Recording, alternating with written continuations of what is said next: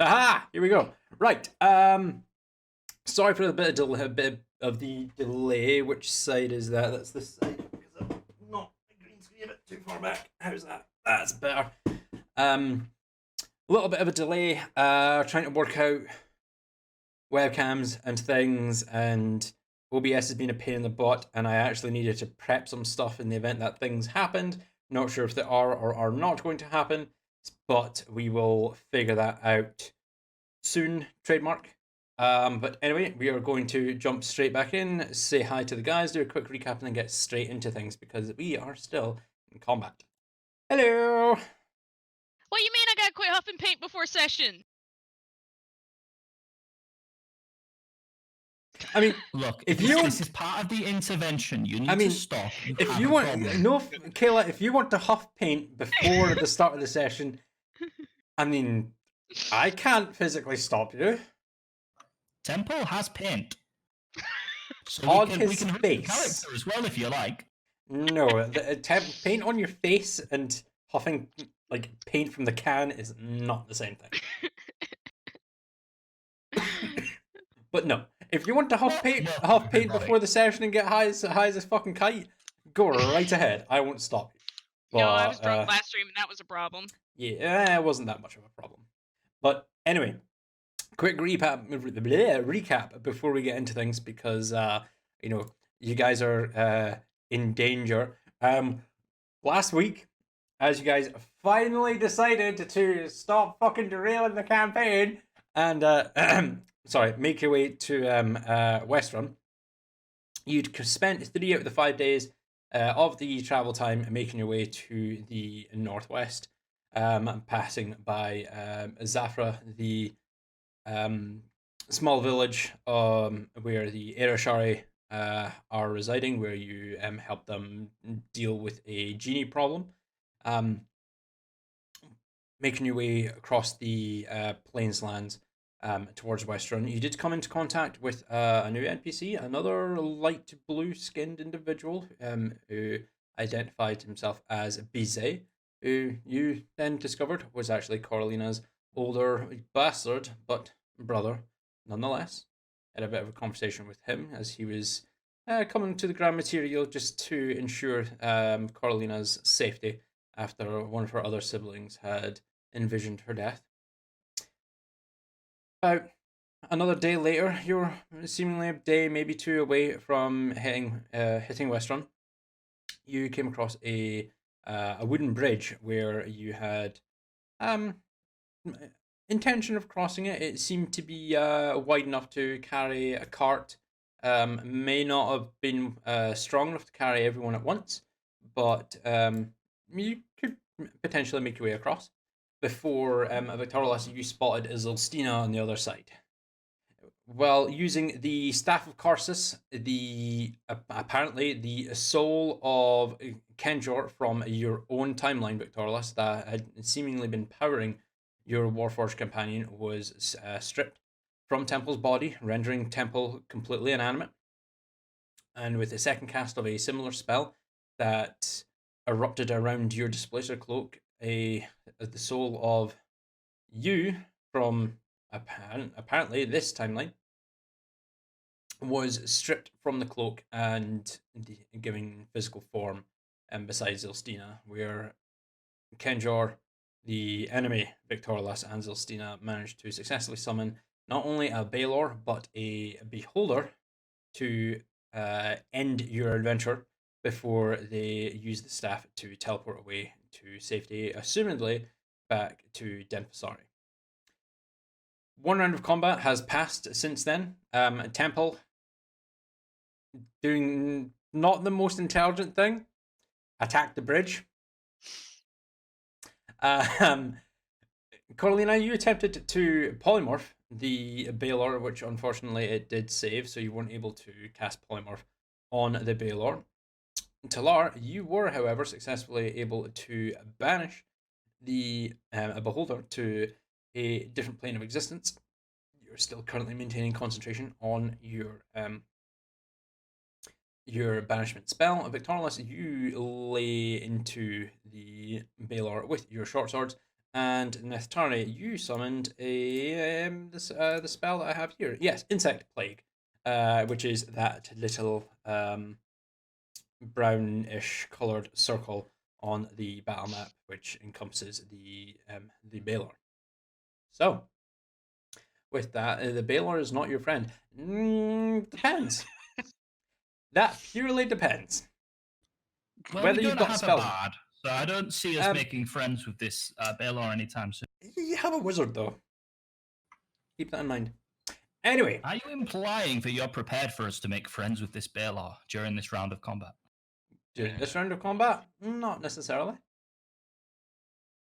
I have more than one sentence of preparation for this session, I will have you all know, and not just run a balanced encounter for the players.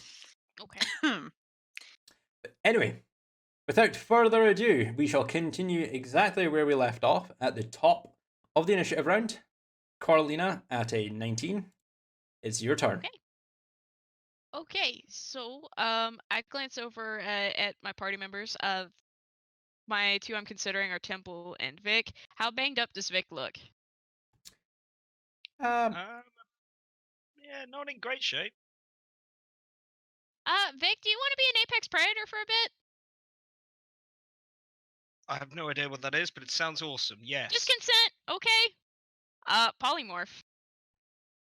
Okay, right. No, it's a good And thing. you know what? A good thing you've. Yep, I know exactly what you're doing. Give me a second. Yeah. Victorious save. If all else fails, just keep your back to us, okay? Why can't? Oh, that's because I'm on the wrong layer. There we go.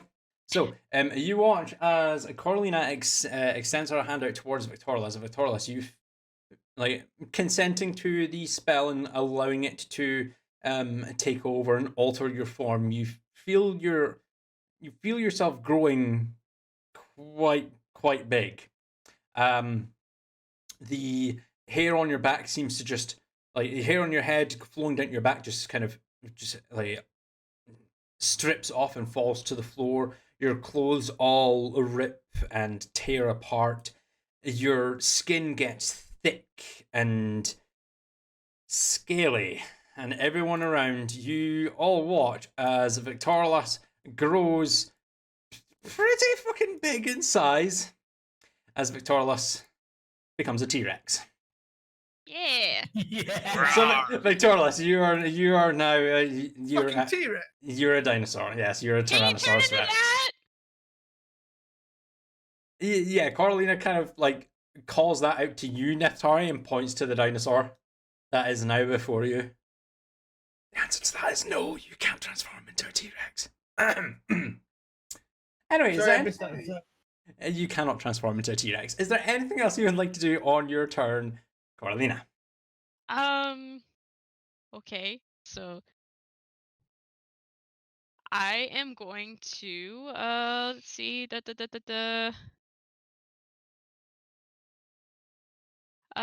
see. Hang on, I'm measuring.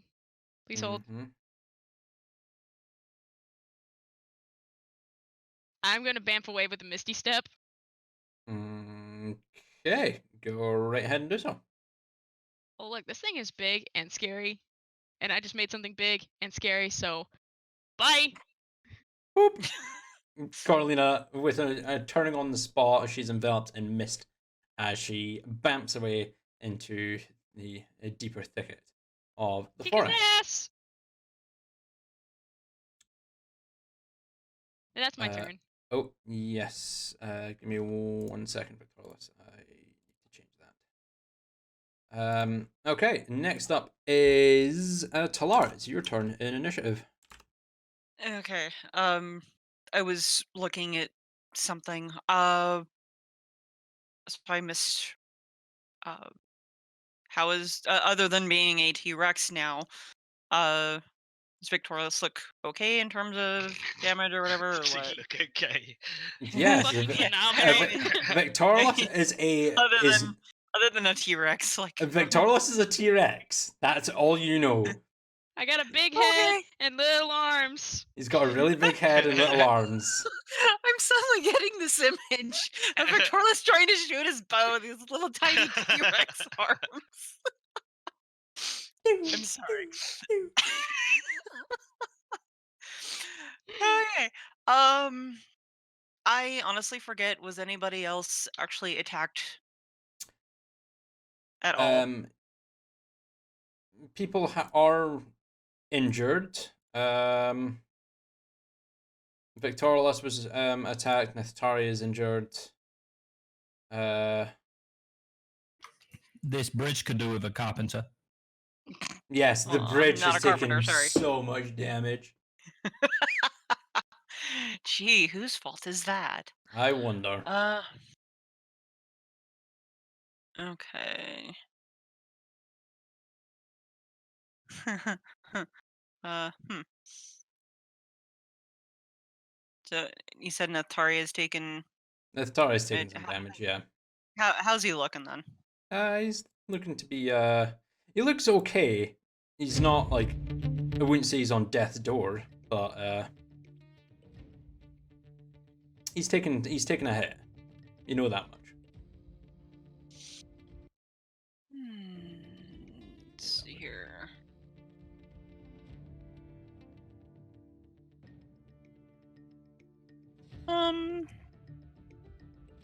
That's.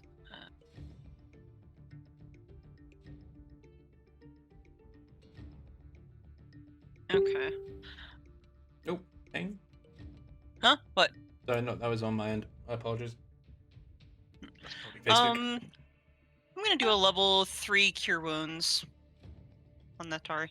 Level 3 cure wounds on Neftari. You may go right ahead and do so once I get the spell here. Cure wounds level 3 is 3d8 plus 4. Go ahead and roll that, please.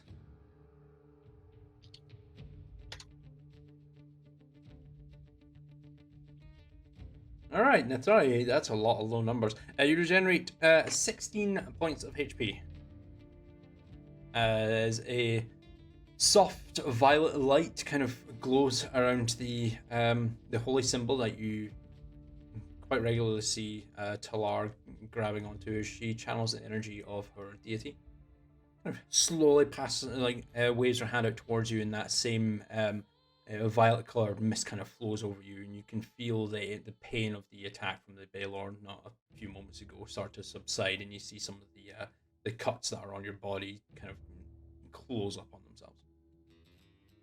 Oh, it feels so good. Thank you. You're welcome. Let's see. Next. Oh, where was it? Yay. I'm going to move my Phoenix here, 20 feet, Yep. and Careful where you Use put that her- thing. use her to attack. Yeah, that's a d20 plus 8 for your attack. Attacking the Baelor, by the way. Natural 1. Natural 1. Thank you. Natural 1. I thought I would clarify that. I don't want to be attacking. poor Tim. Natural 1. Man, you have it out for me. Shut the Yes, I do, because you attack your allies more than you attack your enemies. Yeah, it because might- you want me to roll natural ones. And might not be of, your choice, but it still counts. Was it D8 or D20 plus 8. mixing things up? Sorry. That's a 23 to hit, and that will hit. Go ahead and roll your damage. You or 2d8 plus 4 for a 5th level spiritual weapon. 2d8. 2d8 plus 4. Does that Phoenix take damage from my insect plague? Technically not, because it's a spiritual weapon. It doesn't actually have HP. 13 to that much health. Almost deducted a lot of health from the Baelor there. I'm going to say exactly how much. But yeah, no. As you as after healing Neftari, you kind of just point your finger towards the Baelor as your spiritual phoenix soars over the river, raising high above the Baelor and then dropping and just swooping down, raking its talons across the back of the Baelor's head. Kind of snarls and glances over its shoulder at the phoenix before returning to the primary threat that is directly before it. The dinosaur. Is there anything else you'd like to do on your turn? Yes, movement. So we go from the middle of the circle, correct? Such as Yes. okay. So between here and here, I would be obstructed by this tree, correct? Yes. Line of sight. That is correct, yes. Okay. So I'm going to have her move here, Okay. and let's see, that was 15 feet? 10. 10 feet? what I would like to do is move away, but I Mhm. want to make sure I can move away while she's hidden behind that tree without Okay. provoking With the attack of opportunity. with the tree there, with how big it is, you would have full cover, so it wouldn't be able to. It physically wouldn't be able to hit you. So you can make that move. Okay. Then I shall do that. Blink. Yay, we're all Okay. learning our lessons. Yeah. Speak Get for the hell yourself. away from here. Anything else you'd like to do on your turn, or is that everything? That is everything I can do at the moment. Cool. Temple, we move on to you on initiative. Yay! So what I'd like to do, and what I'm going to do, are very, very different principles. Obviously, what I'd like to do is ride the T-Rex. Later. Please later. Raising. But I'm not gonna do that. I'm gonna wait for Neftari to turn into a bear. The bear riding the T-Rex, me riding the bear. Oh god. But what I'm actually going to do is Raising. ask the DM. That's fine. Can I jump from here to here? Is that possible? I'd like advantage, basically, with the T-Rex on the other side of the Baylor. Okay. Reference the book. Reading is fun. Reading is very fun, and when in doubt, reference the rule book, because I have no idea about this. Let me take a quick look here. Can my- Is it possible for my Phoenix to actually assist in something like that? Hold on a second. Like a swing. Yeah, Like, kinda. How big is your Phoenix? Because it has to counteract 500 pounds of temple. Uh, 180. level 5, Did the you higher write level down security is, I don't know. Temple's... Did you write down Temple's weight? No, I just know Warforges Strength are around score. 500 pounds. Okay, no. You would not Also, be in able to do Character, this. I might know that because I've also been hit by temple before. You would not be able to do this. When you make a long jump, you cover a number of feet. You cover a number of feet up to your strength score if you move at least 10 feet on foot immediately before the jump. When you make a standing long jump, you can leap only half that distance. What is your strength score at the moment, Temple? Or My strength strength modifier? at the moment is is it plus score? 7. Oh no, it is score. So it's actually it's at 25. That's 12. Yeah. No, you Holy could shit. make that. Yeah, that's a 12 and a half foot jump. That you're only 10 feet away from the water there. So yeah, you could. I rolled to parkour. Well, actually, no. I will give you this, Back but I will actually ask for an athletics check or actually an acrobatics check if you want to do this, because you will just because of the diagonal distance, you'll be just on the cusp of the edge there, where you'll be rolling to see whether or not you keep your balance and stay on the grass there or fall back into the river. And hey, if I miss, Temple is overdue a bath. That's so true. is that an athletics check? So no, you so it will be an acrobatics check because you can just make the jump. There's no like as a standing long jump is half your strength score. You don't need to make a. Okay. If you were to make a long jump, if you ran 10 feet and then made the jump, you can jump a long jump a total of 25 feet. Nice. So like I could actually cover more than 30 feet in a 10. Technically, yeah. That's badass. Let's do this jump now. This single Yeah. bound. So you kind of just bop over, and on the 22, yeah, you're able to maintain your balance, and boop, What- you hop So over what we're to. saying is Temple's kind of like a superhero now. No. What? Did I do a superhero landing? Or is that on Uh, your 20s? No, you do not do a superhero landing. You don't do Maybe He's next not time I'll try and Look, roll for you guys that, are and not maybe I can Deadpool. convince- You're not going to like just be We like, don't hey, get look, a he's slow clap. If He's- anything, I'm more like Colossus in this instance. gonna do how the we do it. superhero landing. No, none of that. So when you Hey, land a crit, to are be- you gonna say this is how we do it in Mother Russia? Okay. Speaking of landing a hit, what else does the colossal juggernaut of a Warforged do? Then wave the pointy thing at the red thing. Phrasing.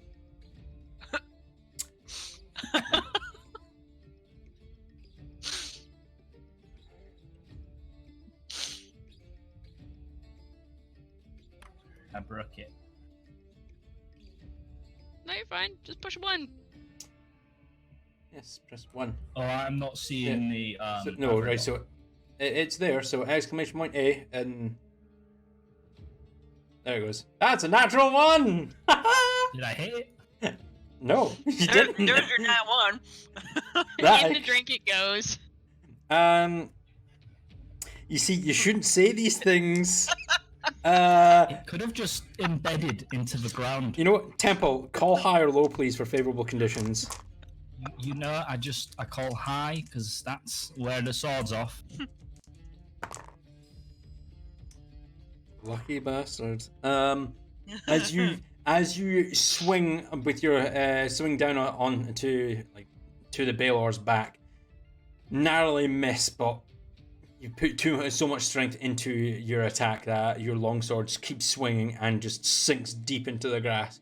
It will take the rest of your action, like the rest of your attack action, if you want to draw your blade from the dart. Oh dear me. Well, I have options. I could get my axe out, but I quite like having my shield with me until I know quite how much damage this thing's going to do to us. So I'm going to take the rest of my action to pull that sword out. Okay, cool. And mutter under my breath like Muttley. Cool. I now need you to make a Constitution saving throw, please.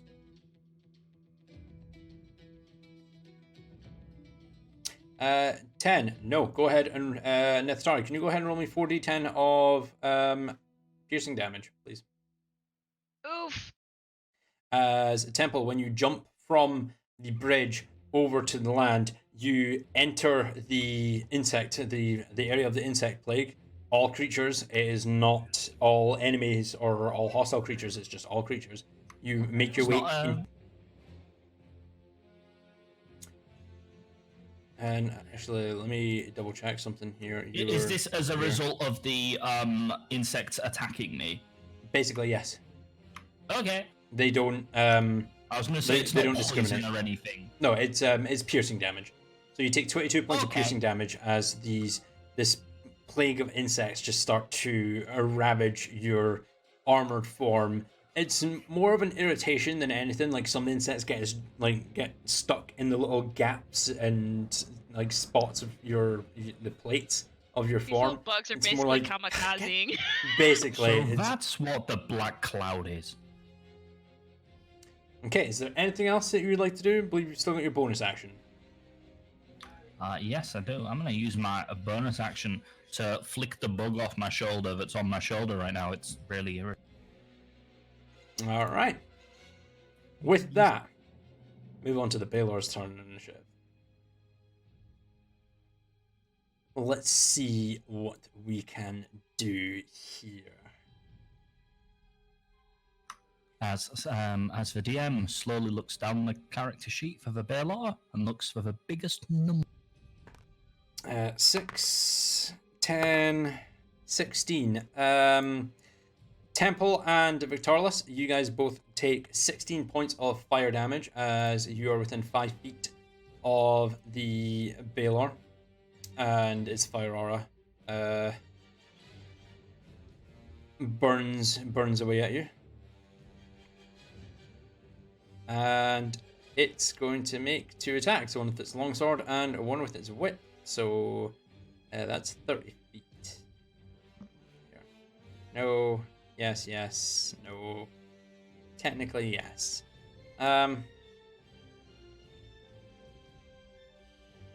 This class is a melee weapon attack, isn't it? Yes, it is. Cool. Right, so the Baylor is going to turn to you, Temple, and with the lightning longsword is going to strike out at you. That is a 19 to hit your armor class. That is a miss in this instance. That is a miss. Cool.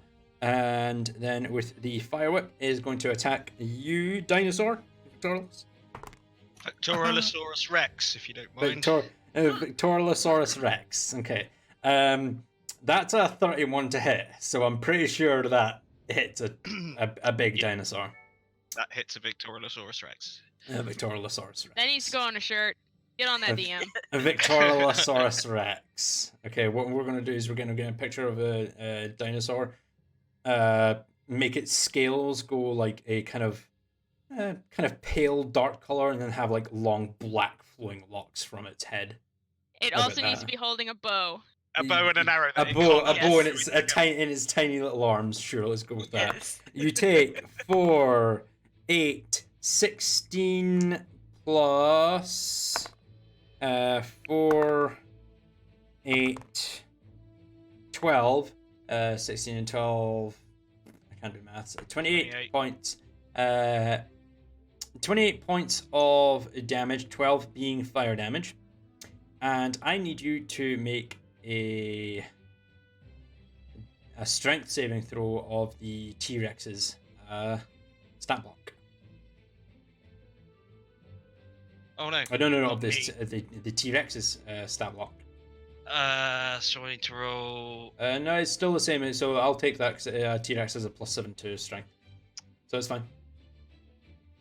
Okay, so Got +7 to your strength saves?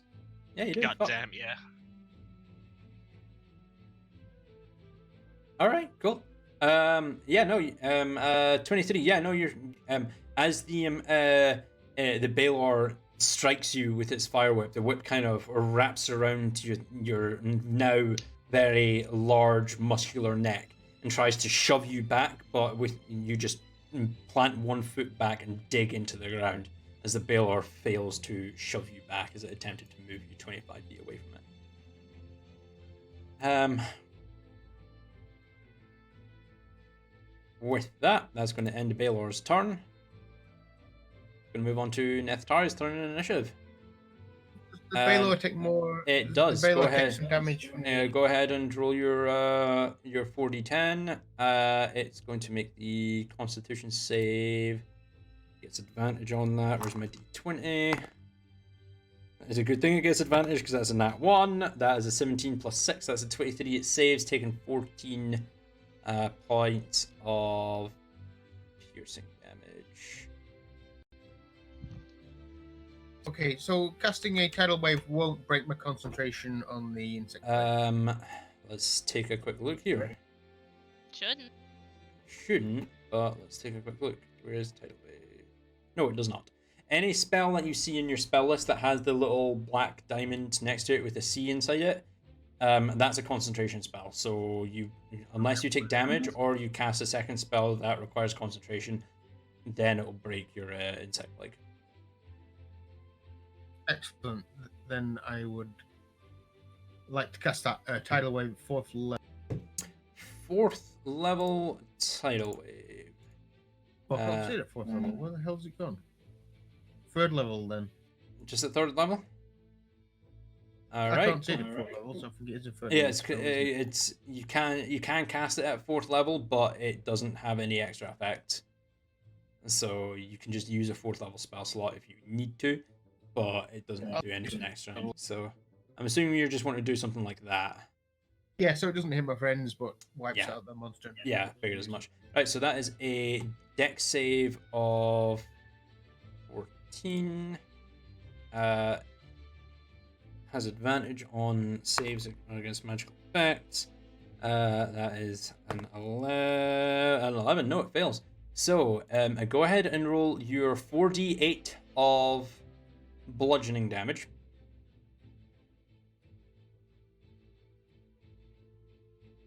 That's a lot of ones. Drops it down to 12. Drops it down to that much health. And I want you to call high or low for favorable conditions, please. Low. Low. Low, please, Bob. As the large, like you draw your hands up, pointing towards the river, and a large wave of water. You all watch as the river itself seems to sink down to the bed and almost dry out completely as this tidal wave kind of rises from the river and crashes down on the Baelor, successfully managing to knock the Baelor on its ass. It is now considered prone, and with a very loud psss, the fire whip extinguishes. Awesome. DM, has that extinguished the fire aura, or is it just very steamy now? It's very steamy. The aura itself is being emitted from the Baelor. It is a physical thing. The whip itself is a magical weapon that has been extinguished. So the fire aura can't be put out, I'm afraid. I also use a 4th level spell slot as my bonus action to cast Healing Word on Onto who, sorry? Temple. Took a load of damage, I think. For a 4th level healing word. Yes, you may go ahead and do so. That's 4d4 plus 2.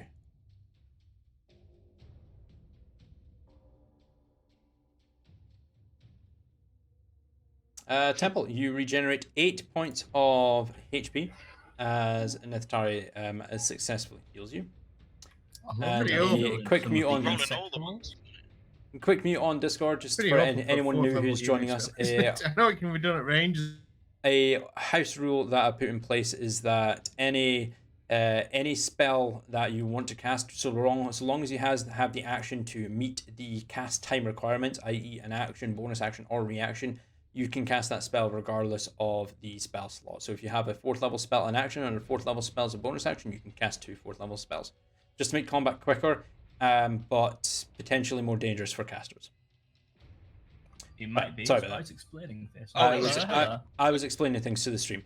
Anyway, sorry. Is there anything else that you would like to do on your turn, Neth'Tari? No, you're right. No problem. With that, Victorilosaurus Rex, it's your turn. Yeah. Rah! Right, I'm gonna bite this thing on the ground in front of me. Okay. You may go ahead and do so. You do get advantage on the attack. He's prone, isn't he? Yeah, it's a advantage on the attack. Oh, It's not an automatical hit. If it hits, it's an automatic crit. But you have to actually hit with the attack. Got you. Right. 20 plus 10.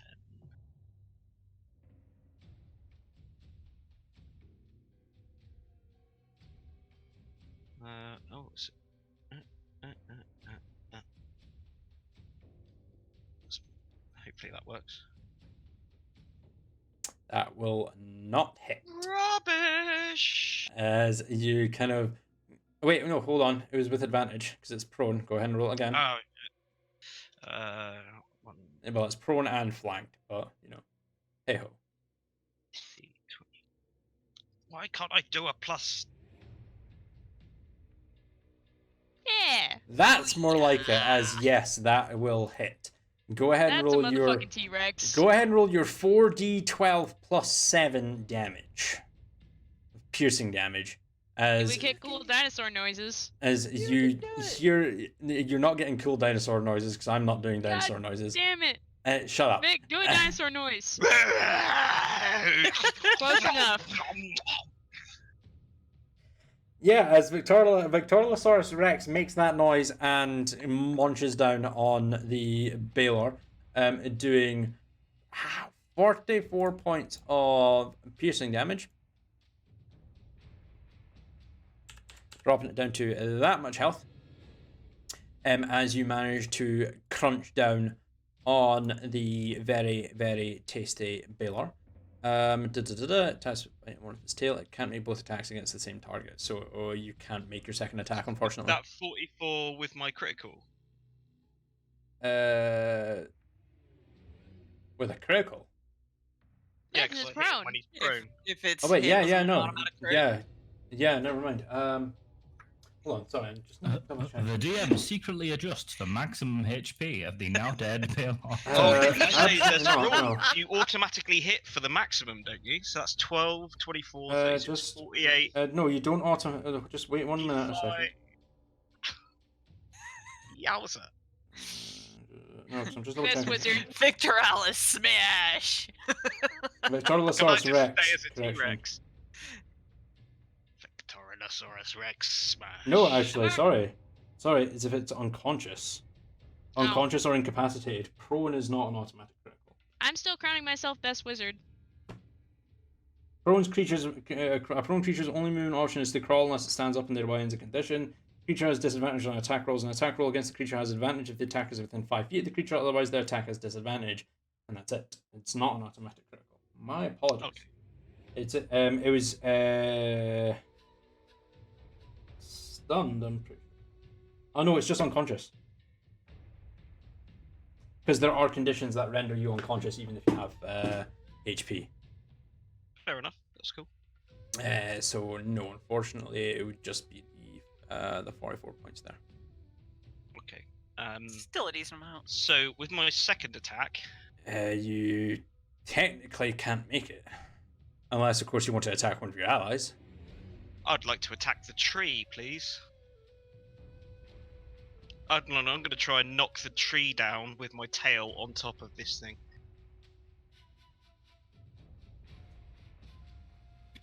Okay. You know what? Just go ahead and roll 4d12 plus 7 again.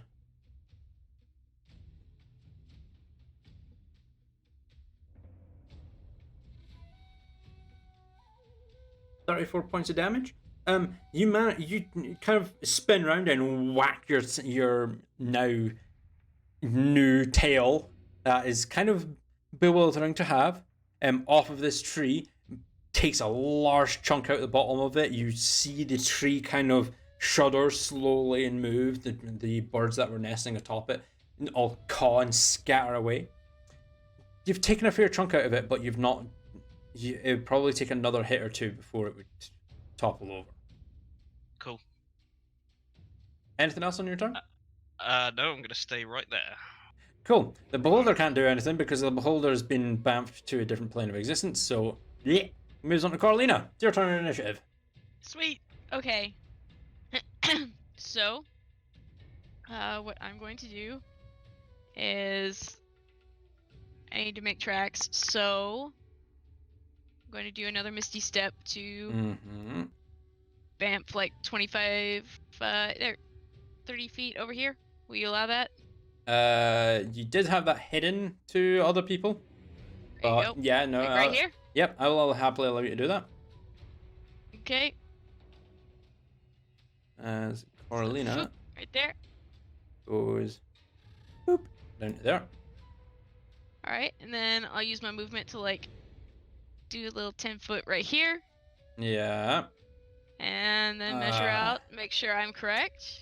I am correct. What are you casting here? I'm actually gonna take it easy because he is prone. I'm gonna do a surefire spell, such as Magic Missile at 2nd level. Because why not? A 2nd level magic missile. Okay, cool. So go ahead and roll me 4d4 plus 1. All right, coming up.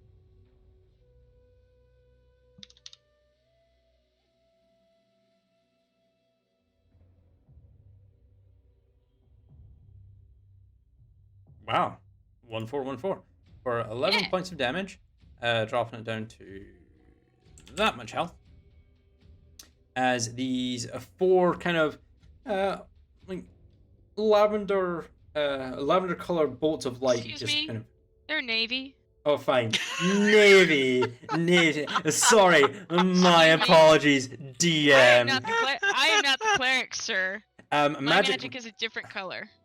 Fine, yeah, glowing darts of magical force. But my apologies, DM. I'll let you describe how you do your spell. Go right ahead and do so. No, I was just saying it's a different color. Duh. Mm-hmm. Are you saying all his magic users are the same? That's racist. That's not racist, actually. That would be stereotypical. Thank you very much. Don't you start your shit with me, Coralina, or I'll fucking impose disadvantage on you all night, young lady. Yes, sir. So, these 4 bolts of navy-colored magical energy erupt from Coralina's fingers. All 4 of them just belt down onto this prone Baelor's form as it struggles to get up, dealing the 11 points of damage. That was your action. You don't have your bonus action because you missed a step. Is that the end of your turn? That's the end of me, yeah. Good. Talar, it's your turn in initiative. Alrighty. Double check. Yeah. Okay. Right. First thing I want to do is 4th or 5th. I'll do 5th. 5th level healing word on our Victorilosaurus Rex. Here. Victorilosaurus Rex. Cool. That is 5d4 plus 4.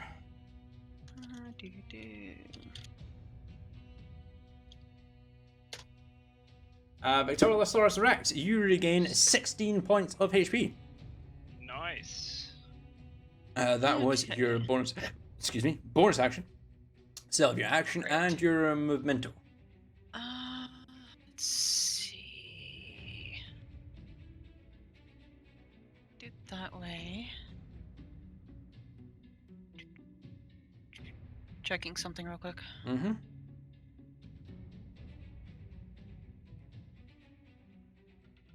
Let me.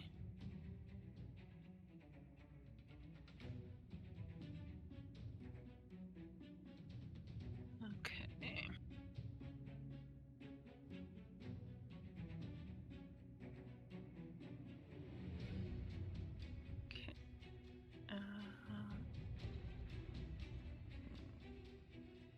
Just making sure I'm not going to get back into range of him. It was 30 feet, correct? As far as you know. Okay. Wrong button. Okay, I'm gonna have her come over to here. That's what's that? That's 10 feet. 10 feet, yep. And I want to do 4th level guiding bolt. I believe it is a action. Yeah, go ahead and roll your d20 plus 8.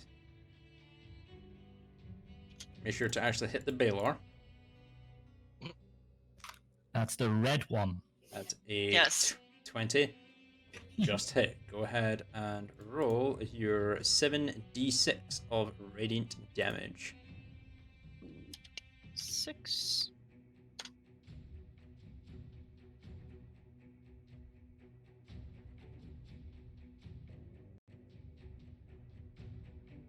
Okay, sorry, just double checking them.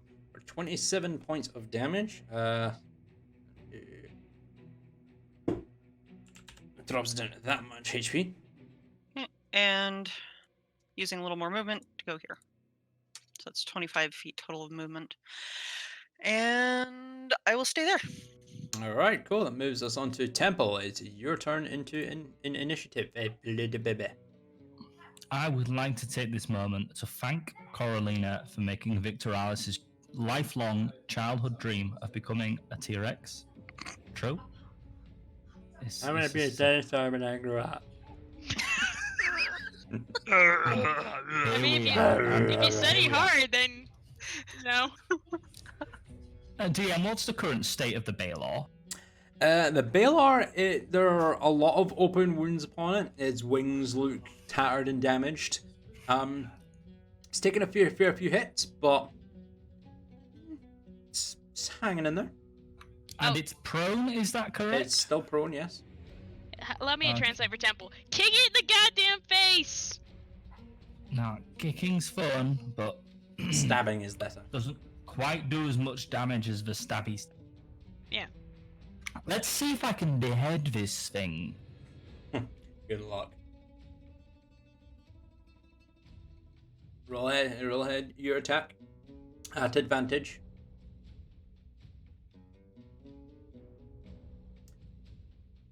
And hit one and enter. Yeah, 28 will hit. Will be doing divine strike. Yeah, go right ahead and do so. That what level are you casting Fourth that at? level, if you please. Fourth level. Third level. It's Third. Sorry, I don't have. Third four. level. Third level. That is so third level is 4 plus improved is 5 plus a fiend 6d8 of divine smite damage if you would please.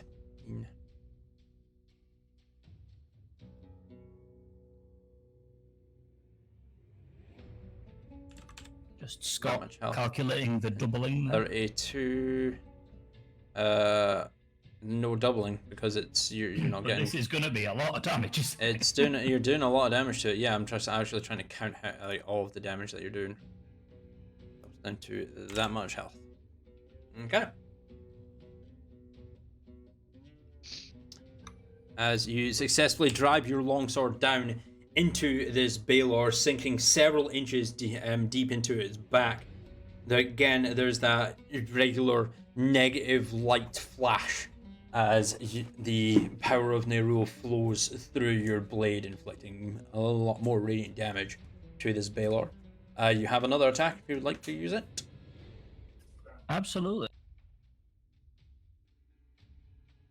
Go ahead and roll your attack with advantage.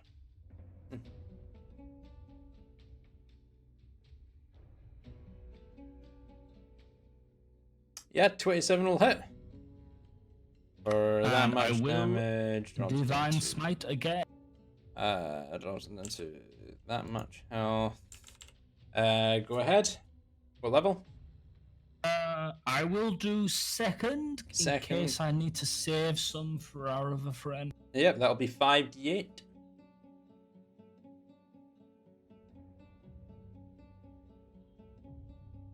Is that second level is 3, improved is 4, a fiend is that, yeah, 5. For 20 points, cool, drops it down to that much health.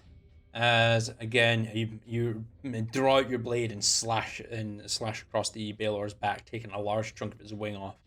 There's the flash of negative light. The Baelor kind of cries out in pain and glances over his shoulder at you, just glaring at you with deep vermilion red eyes glaring at you. Given that it's prone, does it have an attack of opportunity? It does. It's just made with It does. disadvantage.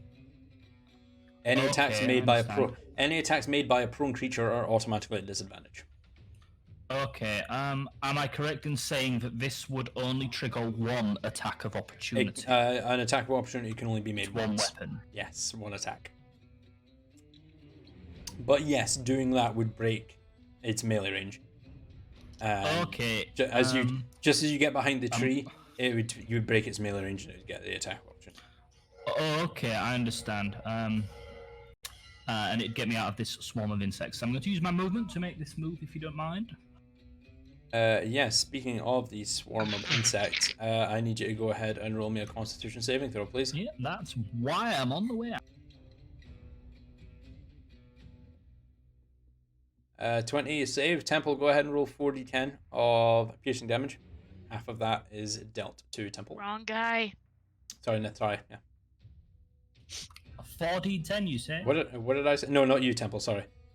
Right. Nethari is rolling, and half of that rounded down. High rolls, you is got. How does that round? It rounds down. So 14 points 14. of piercing damage to you, Temple. Cool.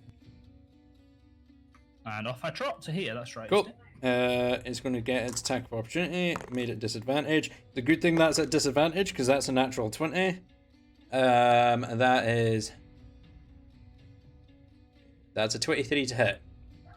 That is the exact number required to hit. It hits. For where are my d8s? That. Well, there it is. For 1 9, 10, god fucking damn it, 10 points of slashing damage, and 1, 7, 13, so 23 total points of damage, 13 being lightning damage from the lightning longsword. Oh, the lightning gets added, does it? Yes, it does. Okay. It does, on hit it does the slashing damage, and because it's a lightning longsword, it does bonus lightning damage. Okay, how much damage was that, sorry? So it's 23. Ow. Okay, anything else you would like to do on your turn? Admire the T-Rex. It looks fabulous. I swear to God, if you call the T-Rex sexy, I'm done. Doesn't need Hey. a hat. I'm not going to be the one calling the You said T-Rex sexy. That's one of your fucking PCs. As we move on, I could try. That is perfect. yeah, that would be about right, Victorless. Anyway, as we move on, it is now the Baelor's turn in initiative. The Baelor is going to first go ahead and roll a con save. That is a natural 19 and a 3, but it's at advantage, so that con save would have been 19, 31. So go ahead and roll me 4d10 of piercing damage once again, please, Neftari.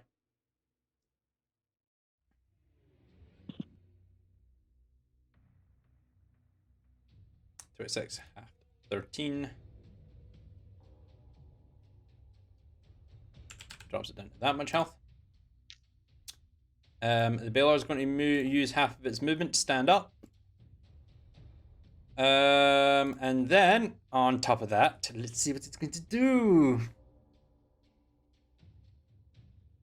Please be giant kaiju fight. Please be giant kaiju fight. If they grapple each other right now, and Temple dies in this combat, my life's complete.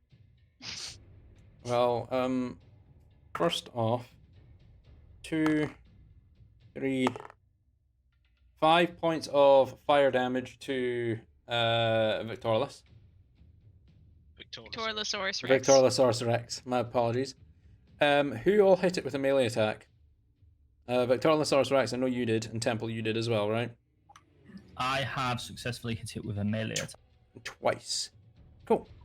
Right, Yeah. so Victorlosaurus Rex, you take an extra 3, 9, 15 points of fire damage on the first attack you made against it. Temple, you take 2, 5, 9, 13, 17, I can't count, 17, 20 points of fire damage as its fire aura actually starts to rapidly heat up the armor plates of your arms as you struck down at it with your longsword, singular. A fire aura, a creature that touches the Baelor or hits it with a melee attack while within 5 feet of it takes an additional 3d6 of fire damage. And you hit it twice. So that was 66 of fire damage right there. Oof. At the start of the Baelor's turn, Victorless, you've already taken your fire damage. Let's see what it's going to do here. Has it already taken its insect damage? It already has. That's what I had Neftari roll the 4d10 for. The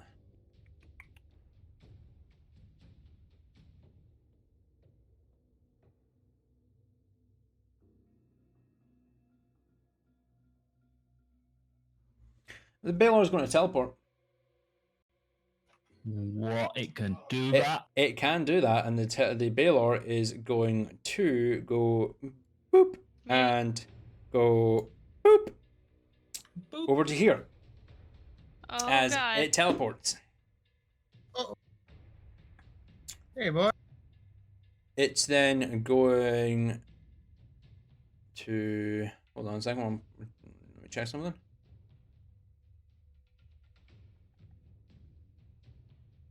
Yep, it's then going to move 5, 10 feet to here. Turning towards you, Talar. It's going to end its turn there, because that was its action. It That's sorry. knows. It knows. Neftari, it's your turn in initiative. Oh bugger! I don't want to see the return of the beholder, really. Oh, right. I want to use. I've got a tucked plants spell. Yeah.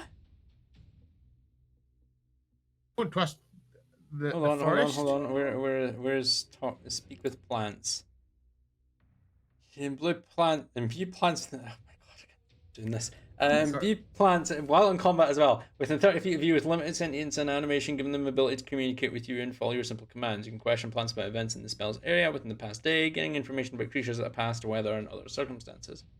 You can also turn difficult terrain caused by plant growth, such as thicket and undergrowth, into ordinary terrain that lasts for the duration, or you can turn ordinary terrain where plants are present into difficult terrain that lasts for the duration, causing vines and branches to hinder pursuers, for example. Plants might be able to perform other tasks on your behalf at the GM's discretion.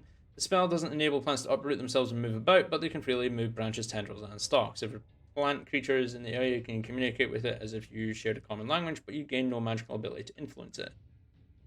The spell can cause the plants caused by the entangle spell to release a restrained creature. Okay, cool. You cast Speak with Plants during combat. I hold my arms up to the trees. Protect my friend, please. Just hinder the monster. And let her escape.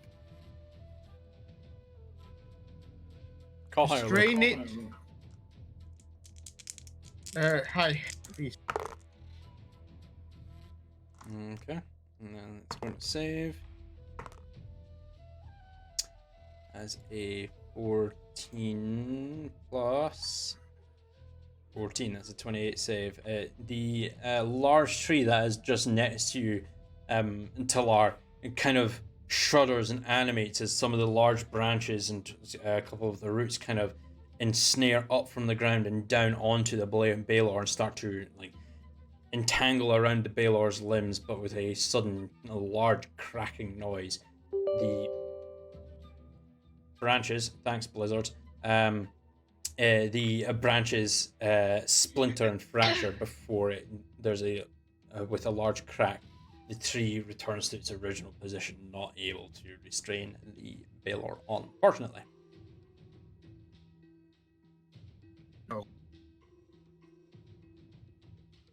They will make it difficult terrain though, and hopefully easy terrain to larger.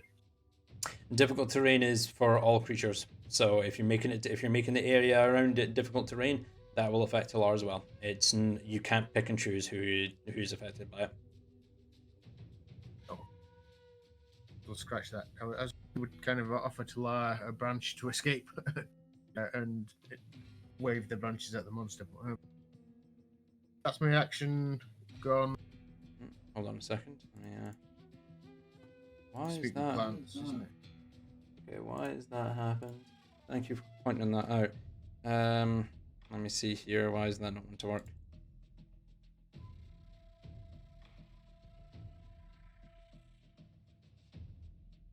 This is a rare opportunity for the stream and Coralina to potentially hear Scott's plant voice. He does a really good plant accent. It's very soothing. Absolutely not. Like, as long as he doesn't start hitting on plants, we're good. Why is I that think not? Atari's tried that yet. It's What? I mean, he did. We've had an instance where he made a tree run away, but I don't think Atari's. Yeah. Yeah, that was. I did. I think I booed a tree. And Yes. passed an intimidation check with a 20, and the tree A natural got 20 up and the ran. tree got up and ran away. That is correct. Right, hold So on. he I need made to, like a tree and got the fuck out of there. He made like a tree and Yeah. leafed. Yes.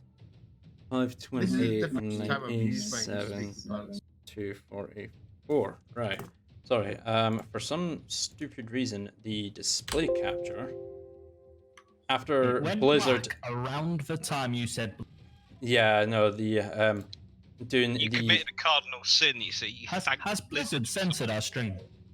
Probably has. Probably. We'll change it and make this battle map.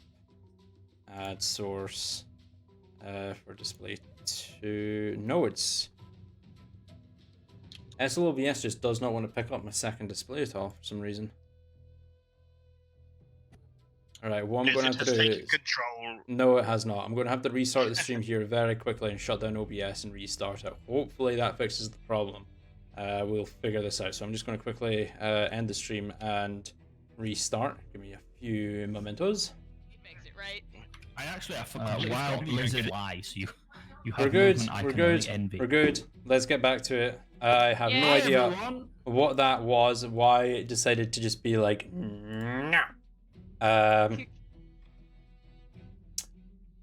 So we will continue on from there. That was the... Finish up the Banelor's turn. Yeah, no, it was Neftari's turn Oh, that we okay, finished up my on. So it moves on to... Unless there's anything else you would like to do on your turn, Neftari? I will move towards Temple and cast a healing spell as he looks like he's going over towards the... we can't flank this creature, can we? You could, technically, yeah. At a disadvantage if it attacks Talara, or... No, you would just gain advantage on attacks. You don't impose disadvantage. You gain advantage. It would just hurt me, wouldn't it? Okay, but, just move up to a temple and give him some healing, then... Alright, cool. Go right ahead and do so. What level are you casting this at? I will cast... Oh, it's a bonus action, Healing Word, 2nd level. Healing word at 2nd level, that's 2d4 plus 2.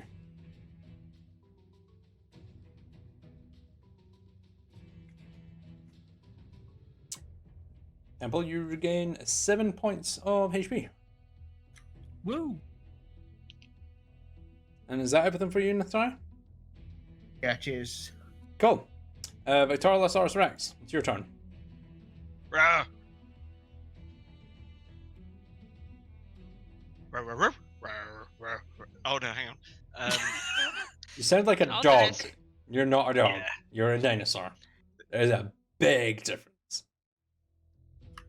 I disagree. He's a good Rex. He's a good Rex. Look at him. He's a good boy. Yeah, he's a good boy.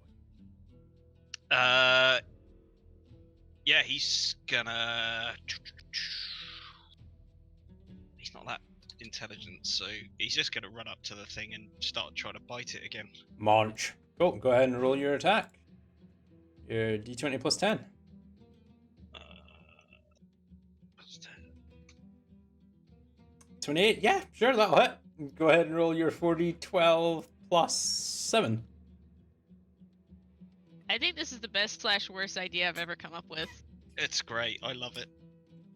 I have a bad feeling about this. 40.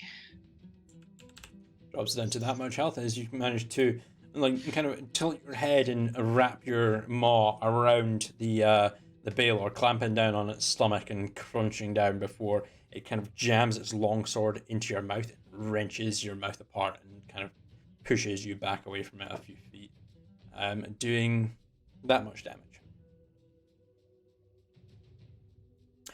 Anything else you'd like to do on your turn? Yeah, I'm gonna do exactly the same thing I did last time and try and knock the tree down on top of it. Alright, go ahead and roll your attack. Or sorry, just go ahead and roll your damage for d12 plus 7. While Hey, we you all use some cross feelings too. our fingers and hope it doesn't kill it. Sorry, say that again, Victorilosaurus Rex. Tail attack is 3d8 plus 7. Is... Oh yeah, sorry, 3d8 plus 7, sorry. My apologies. Not 4d12. For 20 points of damage to the tree as you, again, spin around and poof, whack your magnificent tail that you're slowly getting used to off the tree, taking a large chunk out of it. Call high or low, please. Low. Alright, cool. Go ahead and roll me a strength save at advantage, please. He does technically speak for the trees, so... Oh, I can do a standard save on that, can't I? Because I've got the same string. I want to hear a commentary from the tree. Yeah. Oh god, why? It's a good thing that was at advantage. really good thing in your advantage as the tree branches start to wrap around your thick Tyrannosaurus Rex hide.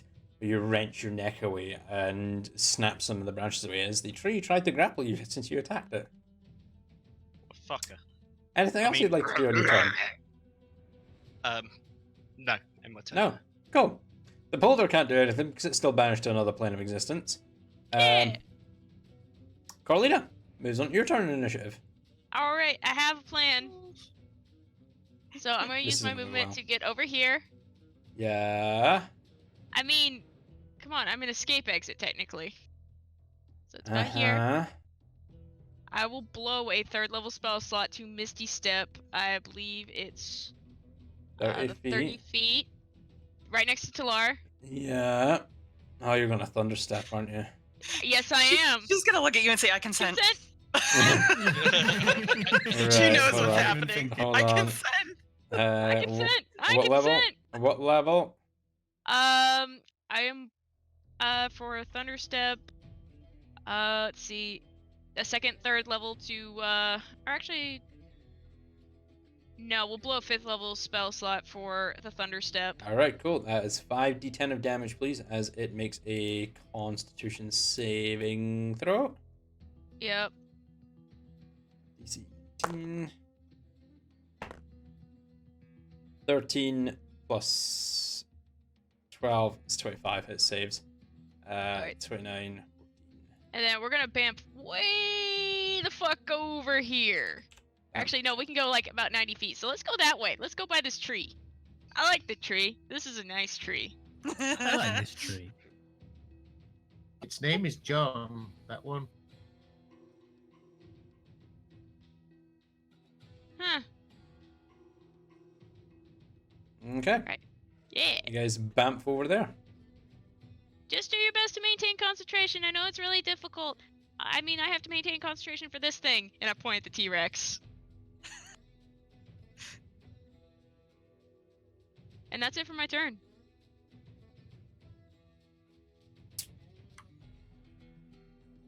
Okay. With that, we move on to Talar. It's your turn in initiative. Thank you, thank you, thank you, thank you, thank you. Okay, let's see if I can actually still do what I was planning on doing. Let's go back down to this one. Where is it?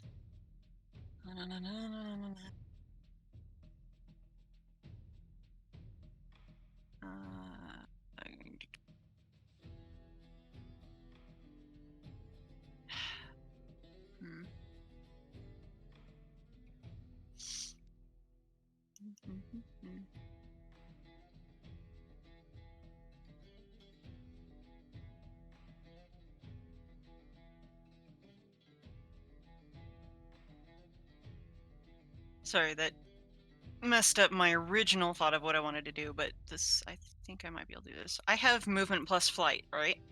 Yes. Okay.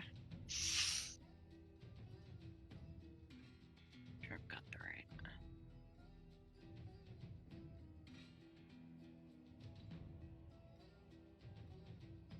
Okay.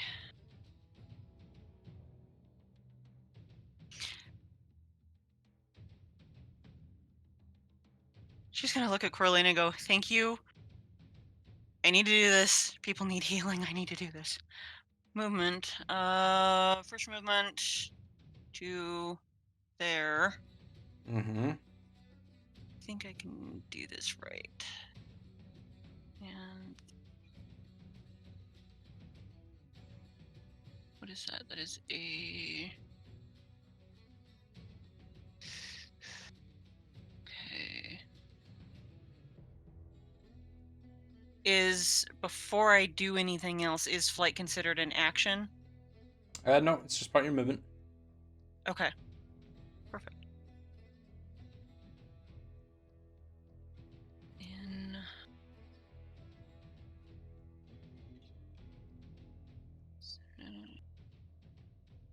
Okay. 6th level, mass cure wounds. I can hit... Oh, I can't think of names today. Our lovely T-Rex, Temple, and Natari. I can hit them all within range. Okay, go ahead and roll me 4d8 plus 4. And where are you centering that on?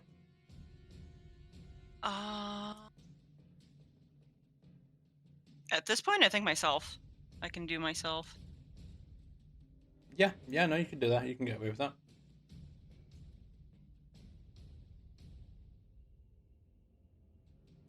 And technically speaking, you can hit everyone. Hey, It's 30 cool. feet. Okay. So then I will get all party members in range. All right, cool. 4d8 plus 4.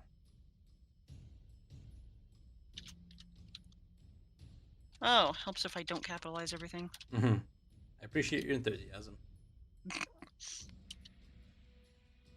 Plus 4.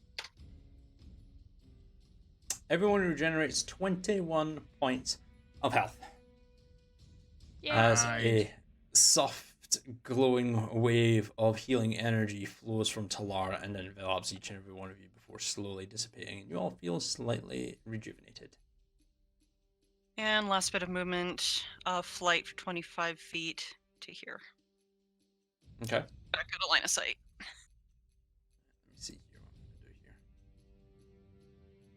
to do here. The insects have disappeared now because I cast Speak with Plants. Wasted a spell. Speak with plants isn't I had a that on my concentration. mind whole Is- time. I hope that's accurate. Let me Speak double with- check. Would this Speak be with plants. considered? Speak with plants isn't a concentration spell, so it stays there. So I need you to go ahead and roll me a what was the insect plague? It was Constitution for me. Yeah, Constitution saving throw, please, Talar. Oh, You want me to roll the 4d10 again then? Yep, please. about that. I'm just saying, yeah, it's not concentration. It's Okay, not what a concentration am spell, I- so you need to make what a am I you need to make a Constitution saving throw.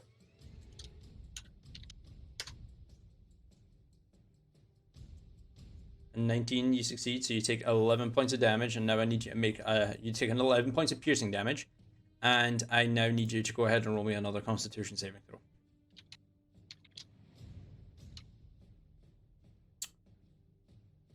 DC is 10. What?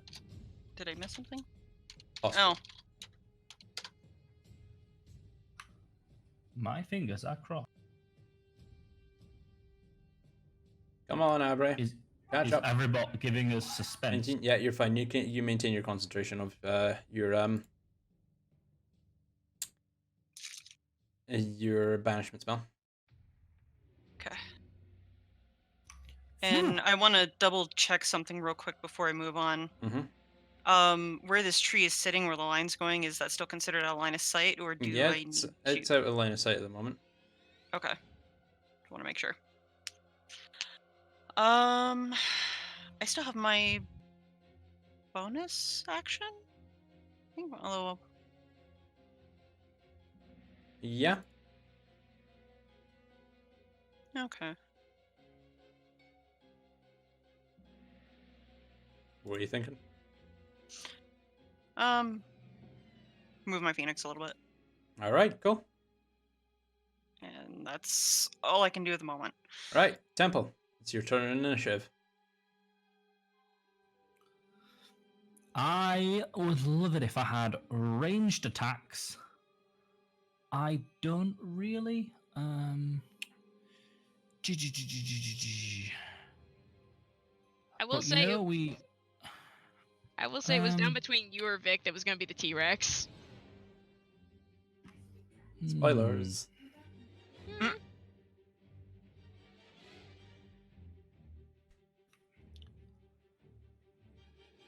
Thinking.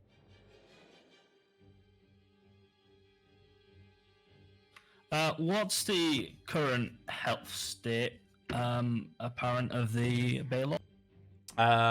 It's taken some hefty blows. It's bleeding, but still standing.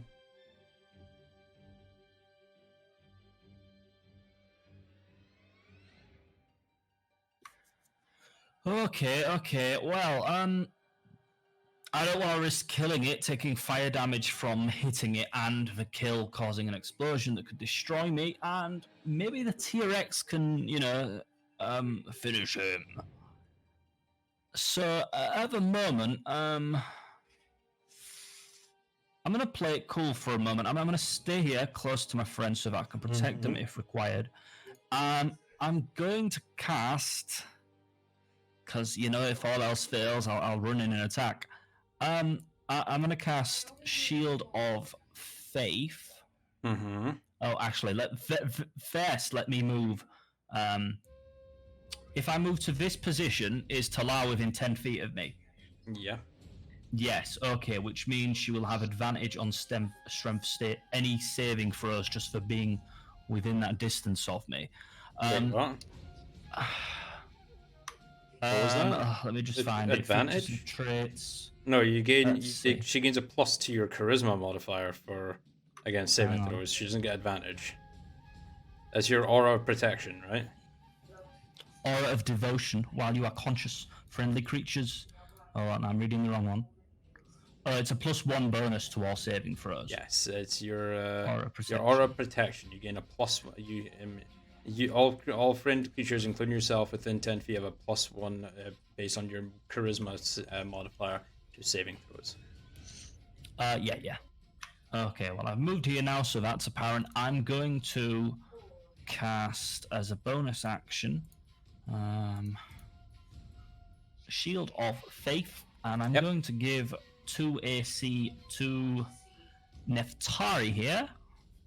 Okay. You're going to get a little blue dot. Your AC is increased by 2. What a lovely blue dot. I'm also going to use my action to lay on hands on myself, I think. Yeah, I'm going to lay on hands on myself for 59 HP. 59 HP. Go right ahead and do so. Okay, and I'm going to end my turn and then press the minus button 59 times. Thanks, guys. Cool. Right. Moves on to the Baelor's turn initiative. The Baelor is going to take flight and is going to move. Did he have a wing cut off? He had parts of wings cut off. I didn't say he wasn't capable of flight. 10, 15, 20, 25, Doesn't matter how high he's 30, flying.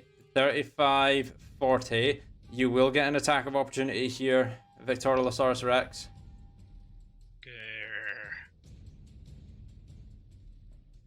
Trees Bite don't his prevent fucking him from head flying. off! Oh, wait. Well, he wouldn't be able to bite his head off. I mean, rip his throat out. Do something. Grab his Oh, toes! Are the trees not trying to... 120 plus 10. Yeah, 120 plus 10. Basic mathematics. Well done, Victoriosaurus Rex. Your intelligence as a dinosaur is showing. It's my intelligence as a dinosaur is 2. I know it is, and it's showing. A 21 will hit. Go ahead and roll your 4d12 plus 7 bite damages. Rip his leg off. Probably not going to happen. 31, that's a 12. Nice, a 12 and a 1. 31.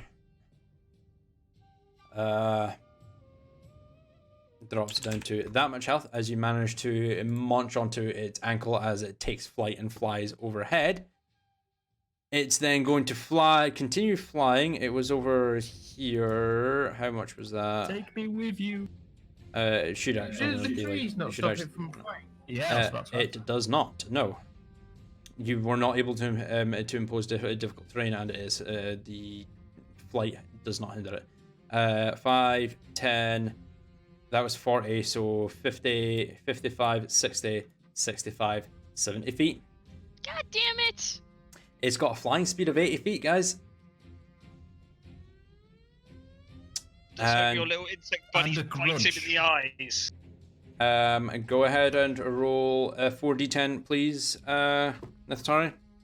This pen needs to get Things out. are very intelligent. It is very intelligent. Actually, a Baelor is probably more intelligent than most of you. Not all of you. Hey, most. Don't correct me. Yeah, big thing, no stronger, smart than me. 7 plus 12, that's 40, that's a 19, sorry, so that saves 25. It's, what, 12 points, drops it down to that much health. Right, cool, with that, it's going to take 2 attacks against you with its longsword, Talar. Of course. Hey, you banished its buddy. What do you expect it to do? First Oh, attack. they were friends. That's so cute. Well, I wouldn't say friends, but it was his You said companion. buddy. They're Come on friends. now. They're friends from work. Yeah, they're friends from work. That is a 10 plus 14. That's a 24 to hit. 17. Cool. And its next attack is a 5 plus 14 is a 19, so both hit. So you're going to take. Actually, hold on. Both hit, so 3, 6.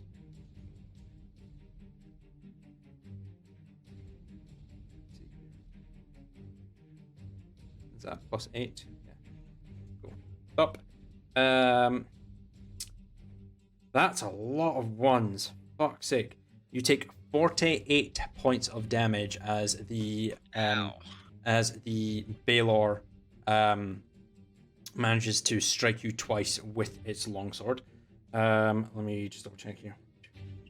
6.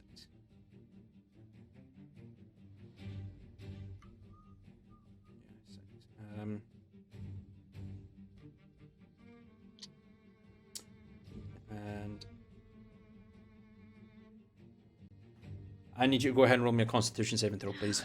I'm just doing the full thing. Let's make it easy. +1. Woo! Oh boy. As you get struck twice by the Baelor, you all hear a familiar as to your far northwest. The Beholder. I'm looking at you in a safe location.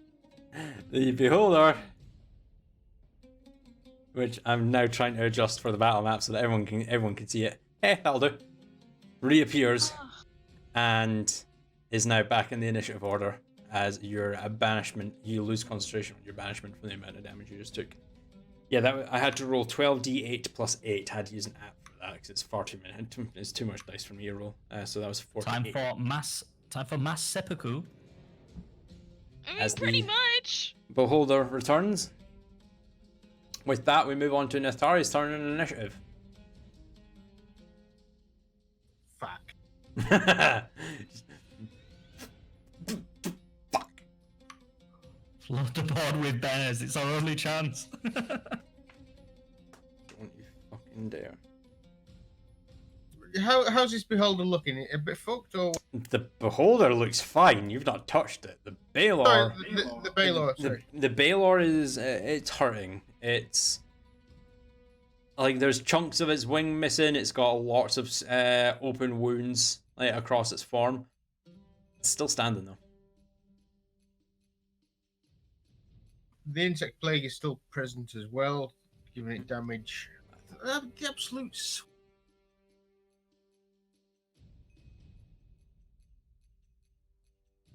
I'll cast another tidal wave right onto the Baelor. Okay. You just doing it like that? Yep. So it misses my friends and from the river onto the Baelor. I don't know where them. Cool. Right. Where's tidal wave? And what level were you doing this? Sorry. Just doing it at third again, yeah. Yeah. Go ahead and roll your 48 of a bludgeoning damages. It's a dex save. It's only +2. I guess an 18, so it does save. So it takes half damage to 11 points of damage, dropping it down to that much health. And it is unfortunately not prone as the water, the torrent of water taken from the river. It's the river itself hasn't settled back to its natural flow. The water was still steadily starting to flow down. So with less water there, you're not able to bring up enough water from the river to drop the Baelor prone. You do some damage to it from what you can tell as the steam rises off its form, but I'm not able to drop it prone, I'm afraid. Tidal Wave was your action. You have your bonus action and your movement. I'd like to use my bonus action to heal Talar. Talar's not in your line of sight. Oh. There's a tree blocking your way, so you'll have to move to do that. Yeah, as far away from this creature as I can, except for me it's going to explode, and I don't like looking at the beholder. And yep, I'm just move 30 feet away towards down at the bottom. Alright, go ahead. Alright, it's going to make an attack of opportunity against you. DM, can I use a reaction to impose disadvantage on that? You have to be within 5 feet of it, I believe, for the. I wasn't defender. him when he left its sight, maybe. When When he left its well, distance. within a shield kinda? and a creature you can see attacks a target other than you within 5 feet, you can use your reaction to impose disadvantage on the attack roll. Yeah, of course. 13 plus 14. Yep, 13 plus 14. That's still a 27 to hit. Hang on, I've still got the shield of. What is this blue thing again? Shield of It's faith? You've got plus shield of 2 faith, AC. plus 2 to your AC. Does that put your AC up to 27? No, it was No. AC up to 21. Yeah. So unfortunately, that's still going to hit. For 3d8, that's 4, 7, and 4 is 11. Plus 8 is 19 slashing damage, plus 5, 10, 11 points of lightning damage. So that's what, 38 points of damage in total. As you quickly bomb away from the Baylor, and your first step, it kind of snaps its head towards you and lashes at your back, across your back, with its lightning longsword.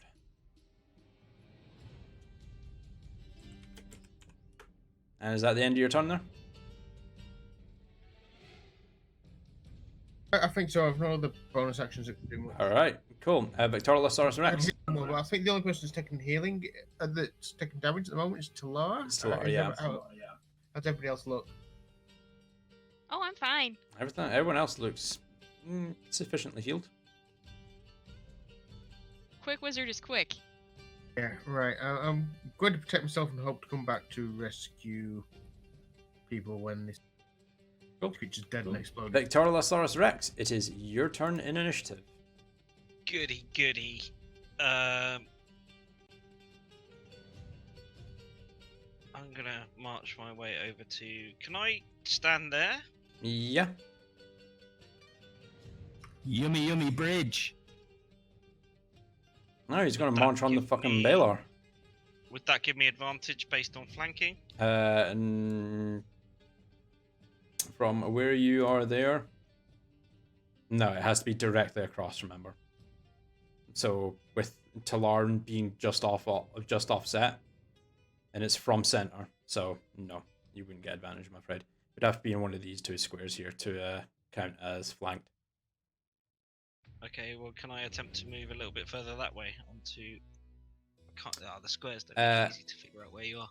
If you were to move any further that way, I would need you to make a save to stop yourself from toppling off of the bridge into the water.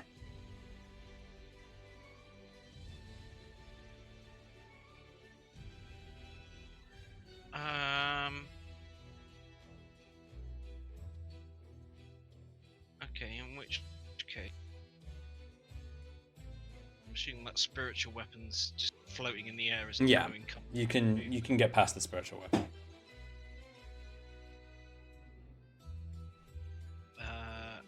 Excuse me, Apex Predator coming through. Can I get to there? Yeah. Can I- Yeah, you can get to there. Overlapping tokens. It doesn't like again I the don't want to get in the bug eating bit, but I want to be able to bite this guy. So that's probably the best place I can get to. that would be the best place for you to go. All right, that's where I'll go, and I will bitey. You will munch. It's a D20 plus 10, I believe it was. Yeah, D20 plus 10 for the munch. 10 for a munch. Do what you have to. That will not hit. As you No. kind of roar at the Baylor as you kind of stomp towards it and lunge at it with your large maw, kind of turns around and brings up its longsword and actually jams the longsword in your mouth, pushes you away. The lightning of the blade causes your gums to go kind of numb, and you're just like, you can't really feel your mouth at all at the moment.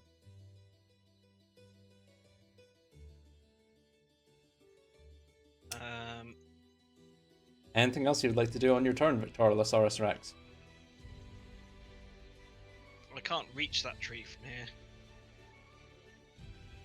Got a 10-foot reach with my tail.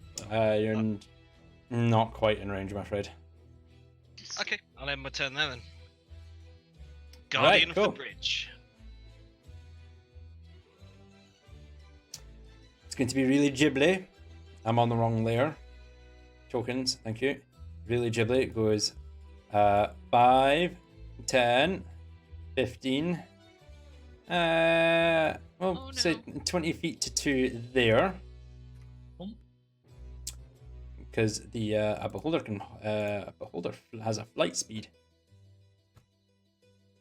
And let's see what's it going to do. Oh no. It's stung by the insects. Roll 1 bucket of D20. It's going to pick. Yeah, all the insects go and poke it with all its eyes. Yeah, that's very.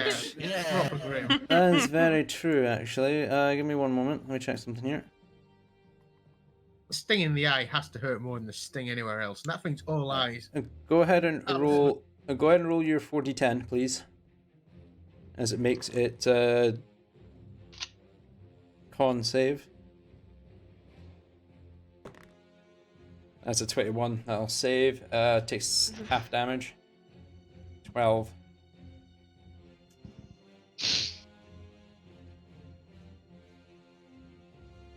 Yeah, 12 points of damage. Drops down to that much health.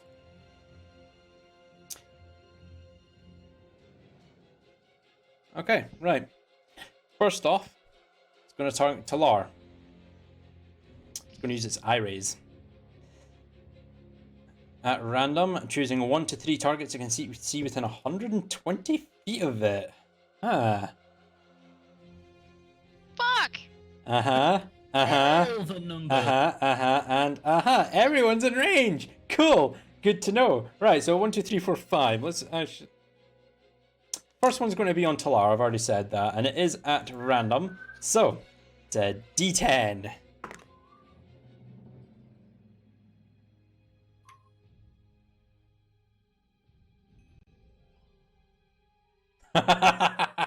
Okay, Talar, I need you to go ahead and roll me a dex saving throw, please.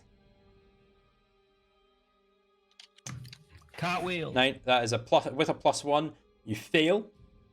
A kind of sickly orange-brown beam from one of the eye stalks streaks towards you, and you're not quick enough to get out of the way. As it strikes you in the chest, you just feel yourself just suddenly get very lethargic. You can't really move. Everything just seems to be really slow. Your speed is halved for 1 minute. You cannot take reactions, and you can either take an action or a bonus action on your turn. You cannot take both. You can make the dex save at the end of your next turn, ending the effect if you are successful. So you cannot take an action and bonus action. As I put a little snail on you, since you're slowed. Action or bonus action, your speed is halved and you cannot take reactions. The second beam is going to go for Victorilosaurus Rex, since it can't actually hit Temple. Oh no! As a 5. That is an enervation ray. Oh boy. So now we have a flying Victorilosaurus Rex. No, that's telekinetic ray. Victorilosaurus Rex, can you make a Constitution saving throw with the mod of your T-Rex? So that'd be a +4, D20 +4. Oh, never mind. Victorilis is AFK. I'll use the Avery bot for this.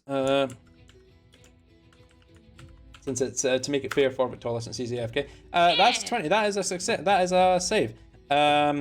So Victoria takes 8d8 of necrotic damage. Victoria Sorcerer X takes 8d8 of necrotic damage. 4, 5, 6, 10, 14, 19, 25, 28 reduced to half, takes 14 points of damage. I mean, at least a dinosaur is a sack of hit points, right? Yeah, 14 necrotic damage to you, Vic. From the Innovation Ray. And the last ray is going to go to you, Carolina. Fuck! Okay. At a d10.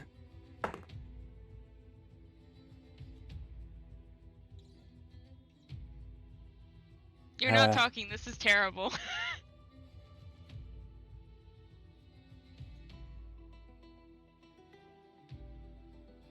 You're not talking. How bad is it?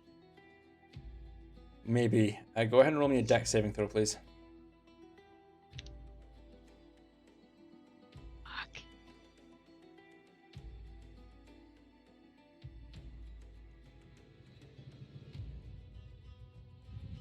Come on, Avery.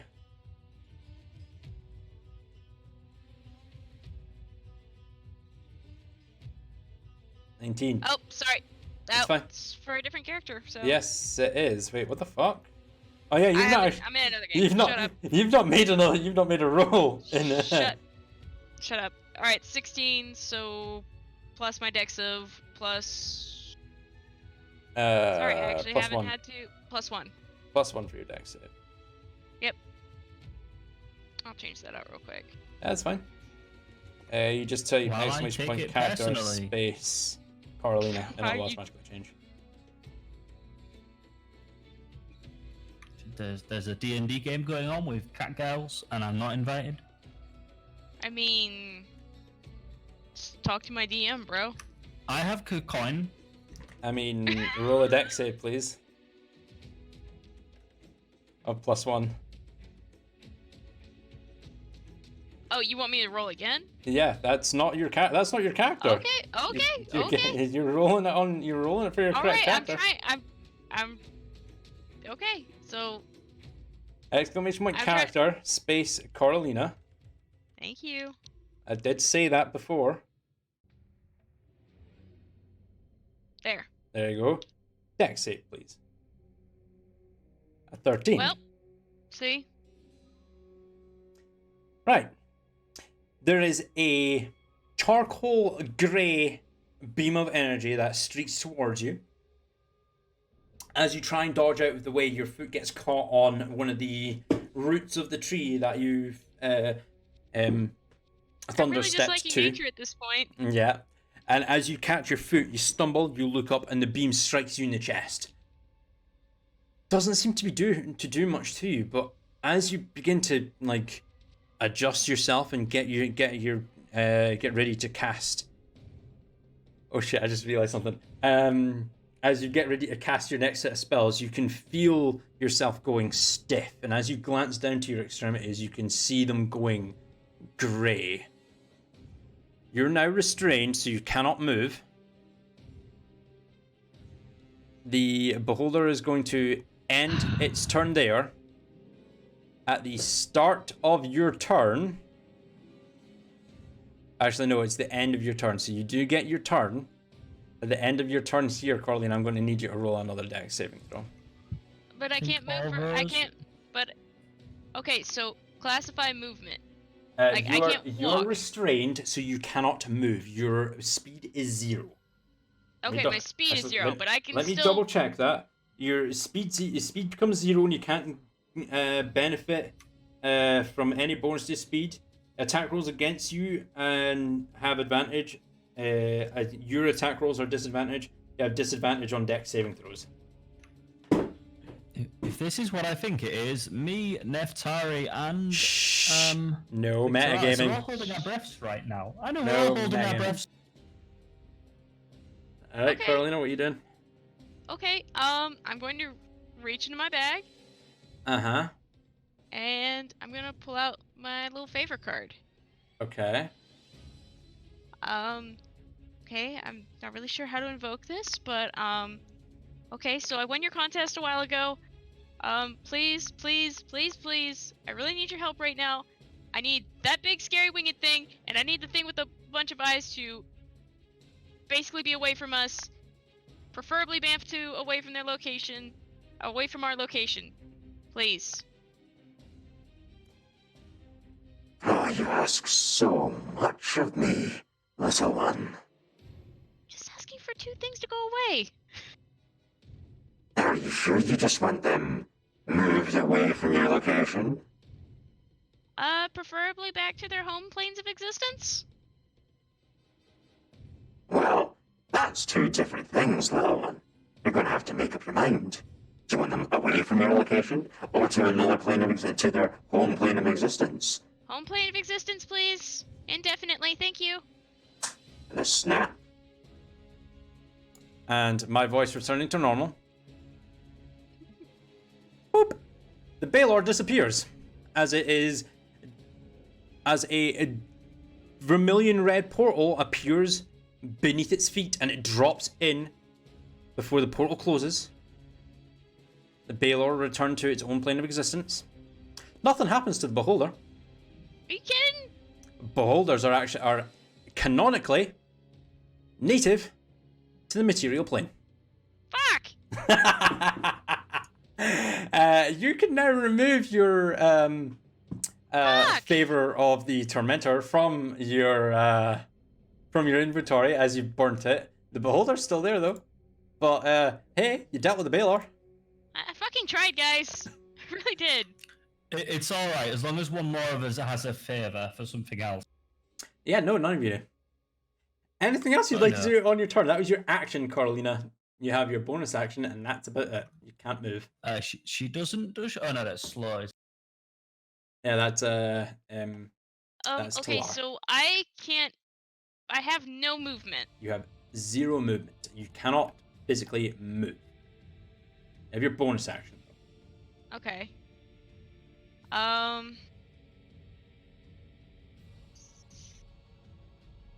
probably Misty Step behind this tree. Alright, go ahead and Misty Step. Is that the end of your turn? That's it. Go ahead and roll me a dex saving throw at disadvantage, please. Okay.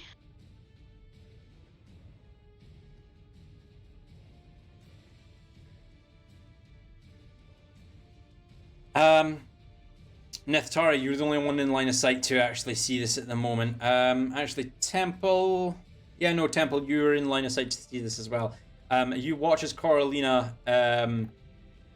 the T-Rex is... Victorolosaurus Rex is just in your way, Talar, so you can't really see this, I'm afraid. But you watch as Coralina manages to rotate herself on the spot and is enveloped in mist. But when she reappears behind the tree, she's but a statue. Coralina, you've just been petrified.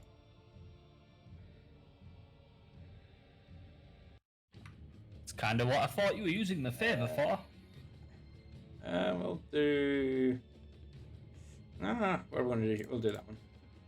You are now petrified. Let's take a look at the petrified condition and see what it does. Petrified. Petrified creature is transformed, along with any non-magical object it is wearing or carrying, into a solid, inanimate substance, usually stone. Its weight increased by a factor of 10, and it ceases aging. The creature is incapacitated, see condition, can't move or speak, and is unaware of its surroundings. Attack rolls against the creature have advantage. The creature automatically fails strength and dexterity saving throws. The creature has resistance to all damage. The creature is immune to poison and disease, although poison or disease already in its system is suspended, not neutralized. So basically, you can't do shit, Coralina. Well, bye guys. Yeah. All my plot shit, it's out the window now. All right, Talar. That's the end of your turn, Carolina. Okay. Right, unless you want to say something else. No, sir. No, cool. No. Talar moves on to. Actually, no. At the end of Carolina's turn, the Beholder is going to use one of its legendary actions to fire an eye ray. That is. 3 fear ray. Victoriolosaurus Rex, can you make a wisdom saving throw, please? Oh, that's gonna go well. Hey, you've got a +1 to your wisdom, so it's a d20 +1. Yeah. A d20 +1. Does this T-Rex have a No, higher it wisdom just than roll. I do? Just have to do a roll. Yeah, just sorry. a roll, yeah. Because if you do S, for it uses your own stats. An 11. A white beam of energy from one of the eye stalks strikes you in your like on your snout and up to your face, Victoriolosaurus Rex. As you kind of glance over to the Beholder, it seems to have grown in size. The eye stalks are writhing around erratically. You are now afraid of the Beholder. No. You give me that one. You are now you were hit by the fear ray. The target will repeat the saving throw at the end of its turn, ending the effect on itself on a success, but you are frightened for 1 minute. And hey, as we go back to the my DM screen, this thing is really handy with a Beholder kicking about. Has disadvantage on ability checks and attack rolls while the source of its fear is within line of sight, and you can't willingly move closer to the source of your fear. So you cannot willingly move closer to the Beholder.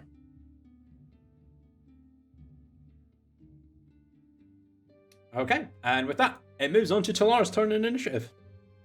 Okay, so I have either one action or one bonus action, and you cannot react.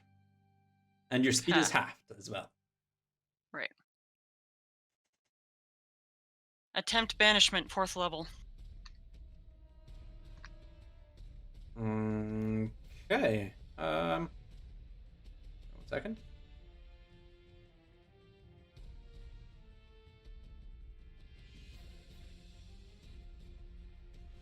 I'm back. Sorry. Cool. Yeah, no problem. You're good. Right. 4th level banishment. Charisma saving throw of 16. Cool. What's its charisma? Roll. Yeah, no, it saves. Fortunately, that was a 27. Rolled a 19 to save.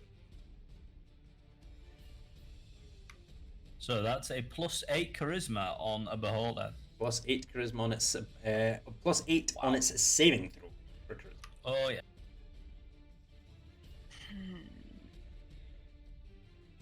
Movement is in half. Mm-hmm.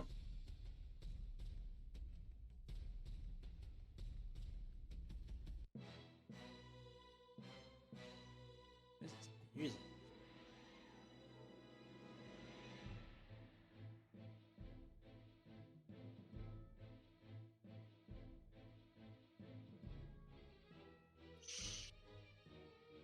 Alright.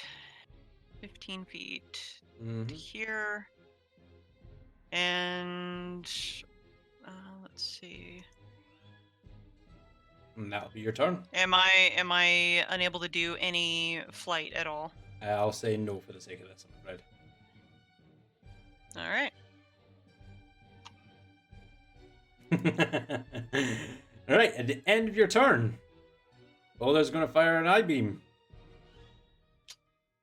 Oh, didn't I need to do a Yeah, you would have needed to do a con save, yeah.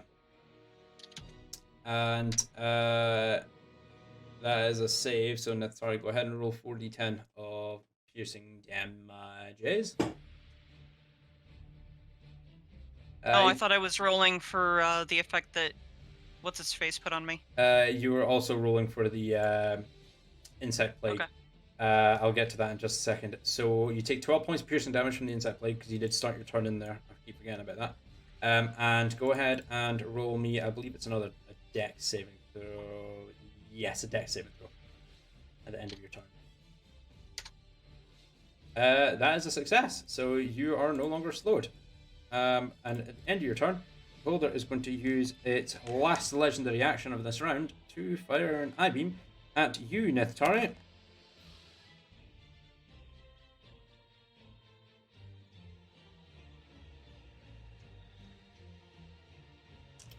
Okay, right. I need you to roll me a dex saving throw, please.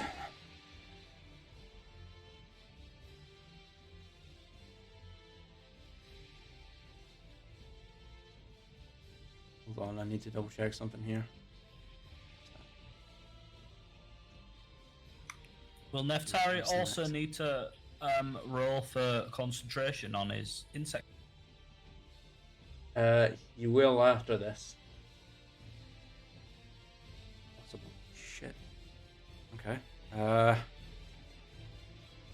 Right, you failed the save, unfortunately.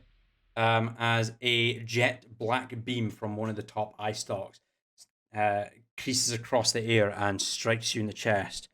You take 8, 16, 25, 32, 40, 49, 58, 61,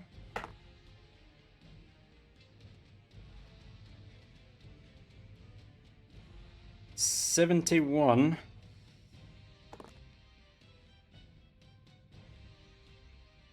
81 points of necrotic damage. Now, I must ask you, does that bring you to 0? No, It does not. not quite. Fucking lucky. I'm telling you that now. Message you what I'm on. Go right ahead and do so. Make sure you're typing it in the right one. Yeah, you're on Dice Tray at the moment.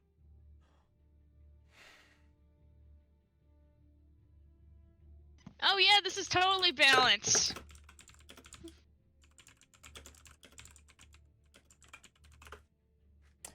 That's how close you were. Shit. Yeah. Right, cool. At the end of Talar's turn, that moves on to Temple. Is your turn in initiative? Question first: did Neftari roll for concentration loss After after taking the damage on the? Yes, I will need you to do that. So, 81. Actually, no, you just instantly fail. You cannot make that. Actually, no, I'll have you make the con save in case you roll a nat 20 and automatically succeed. So, con save, please, Natari. I hope it goes without saying. I hope you fail. The insect plague is instantly dismissed. The only way you are making that is if it was a natural 20, because with the damage that you took, with 81, that was half of that for a con save is 40. It would be physically impossible for you to make that saving throw. It's half of the total damage you take, or 10, whichever's higher. You're not making that save unless you rolled a natural 20. So yeah, the insect plague is gone, unfortunately. So Temple, it's your turn in initiative. Oh man, prepare the Terminator theme tune.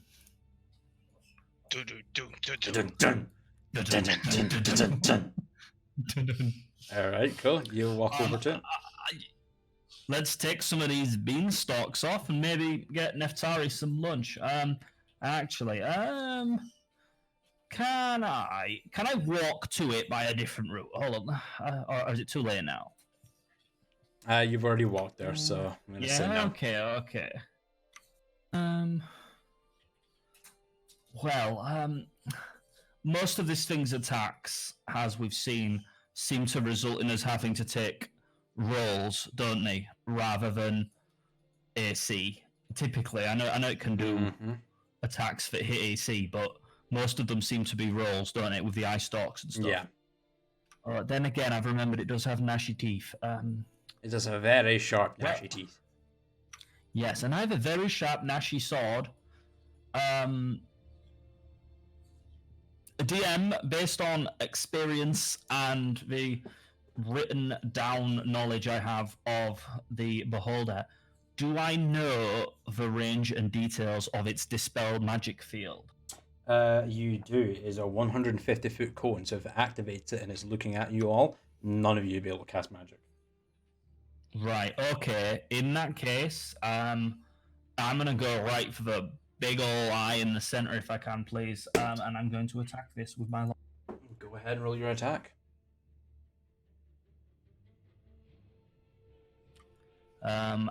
Ooh. Yeah, okay. Anticipating damage, actually, can I use a bonus action first? Yeah. Yeah, can I cast first level Shield of Faith on myself to give myself +2 AC Yep. Cool. at the cost of the 2 AC I'd earlier given Neftari. Yep. Already done so. You've got a And +2 to I'd, your AC. use those. Okay, and yes, okay, time to attack. Time to deal some damage, yeah? Go right ahead and try. 17 will miss. As you reach up and try and swing your longsword at the large singular eye of the beholder, but your blade just misses short. And a consonant, please.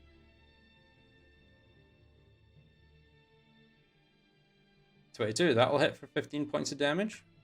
Choppy, also please with a third level Divine Smite. That will be third level is 4 plus your improved. That's 5d8. Our aberrations. It's an aberration. It's not. You don't get your divine smite. Yeah. Are they weak to it? No. Nope. Is that 5d? 5d8. Third level gets you 4d8 plus your improved divine smite gives you a fifth. Chop. 16 points of damage, drops it down to that much health. As you manage to, your second blade, you drive up, it blinks and holds its eye closed, seeing the second attack come up, and you draw your longsword across its eye. It's kind of thick hide of the eyelid. Flash of that negative light that you're so used to seeing as you do your divine smite damage, but it just kind of opens its one large eye and just kind of smiles sickly at you, its large razor sharp teeth just glaring down at you.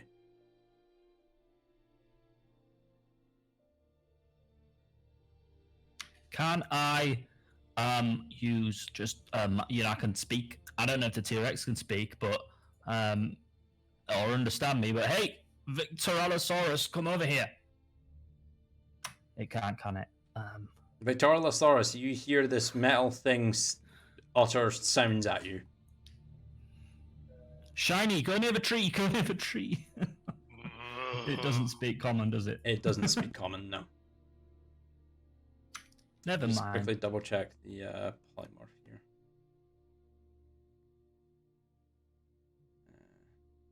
I think I'm still me, but I just can't communicate or Nope. do anything like that. Transformation lasts. The new form can be a blah blah blah blah. The target's game statistics, including mental ability scores, are replaced by the statistics of the chosen beast. So you cannot speak, and you have the intelligence of a fucking potato.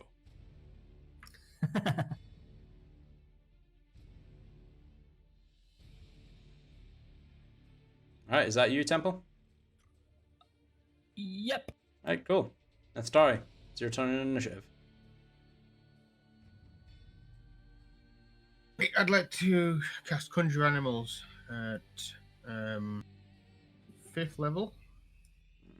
Okay, let me double check here. 5th level Conjure Animals.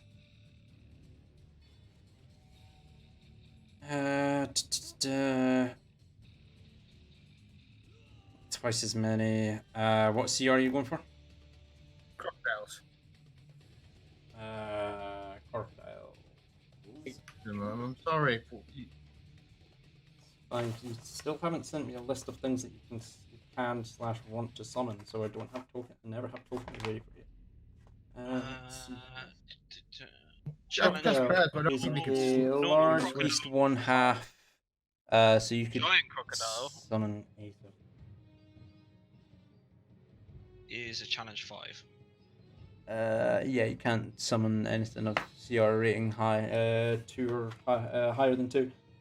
So if you're going for crocodiles, you can summon up to 8. Again, of them. they can't move until my next turn, can they? Yeah, I might no. be dead by So, Don't they roll their own initiative? Or is that summon just- summon sickness. No, they go on Nethtar's initiative and they get impose on summoning sickness. Okay, that's our house rule then. I'll Yeah. make a note of that. I need to do damage now to this thing, don't I? I mean, that's down I to mean, you. I can't say shit, so. Yeah, you're stone. So you can't even Be bet. advised, guys, I am stoned. Are we safe from its rays behind these That trees? reminds me. Maybe. Right, then I will cast.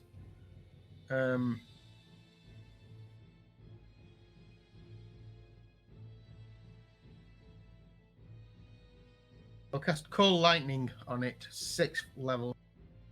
Ooh, 6th level call lightning. Let me see here. Call lightning.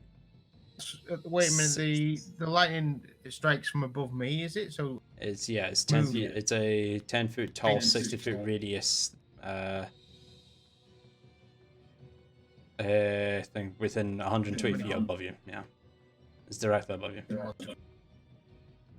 So let's double check here though. 60. Yeah, if you were to do that, you'd still be in range because it's a 60-foot radius. So I'd like to go 6th level Cold Lightning on the. yeah, cool. And you're calling down on the Yeah, on the Beholder. on the beholder. Yeah, cool. Go ahead and roll me 6d10 of lightning damage as the beholder rolls a dex save. Oh, I think that fails. Actually, you know that. Yeah, that fails. It takes 32 points of lightning damage, dropping it down to that much health. As you watch as deep black charcoal grey clouds begin to coalesce above Neftari, and a streak of light blue white lightning breaks down from the cloud and strikes the beholder. It kind of shudders and almost fails to keep itself aloft for a moment before it recenters itself and just glares around at you all. Its sharp teeth gnashing away, its eye stalks still zipping around rapidly. Anything else you'd like to do on your turn, Nethar? Who looks worst health wise? You. Pardon me. Well, actually, yeah. Right, if we get hit by something and it does more than the amount of health I've got left times 2, I'm dead or something? No, so the way maximum damage works is Right. you need to be dropped to negative your max HP. So whatever your max HP is, the total damage would have to take you to negative whatever that is, and then you would instantly die regardless. I've only got a bonus action of Healing Word, which casts it on someone else. No, any creature, isn't it? I can cast it on myself, Healing Word. Creature of your choice you can see within range. I cast Healing Word on myself? Yeah, you are a creature within range. I still think I'm going to move behind this tree.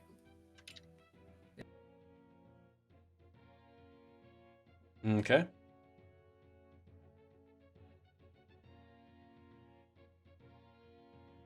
And cast it on myself. Okay. No, Oh, there's a cute little statue over there. Oh, wait, that's Wizard. Hey, I Carolina, think the did only you one- see that? I think the only way I can unfreeze you is with Greater Restoration. Isn't that correct? As far as you're aware. Mm-mm. The Lesser Restoration won't do it. As far as you're aware. Haste and freedom of movement won't do I'd hope someone had written it down after this happened to Richmond. I thought we had to get a Greater Restoration spell on it. As I far thought as it was you're a wish, aware, I it believe. is a greater restoration. I thought it was. As far as you're aware. because if you remember rightly, you actually brought Richmond back, and Ramonth, the Silver Dragon, had to cast Greater Restoration on Richmond to unpetrify him when he returned with his cloak from his patron. That you guys didn't question at all.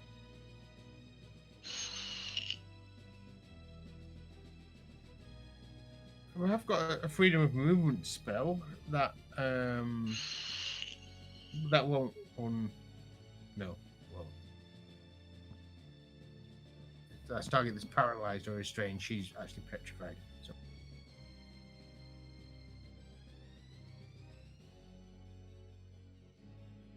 So what are you doing, Nathara? I've just moved behind this tree. Yep. I will cast perhaps second level healing word on.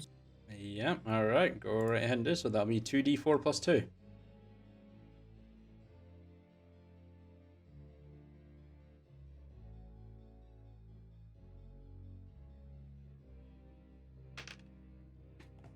Oh, that's actually a very good question, Carlos.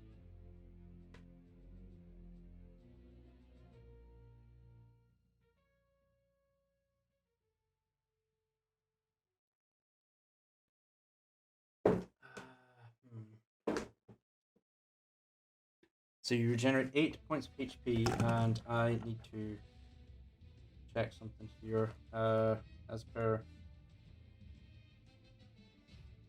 New Victorious. Where would it be under?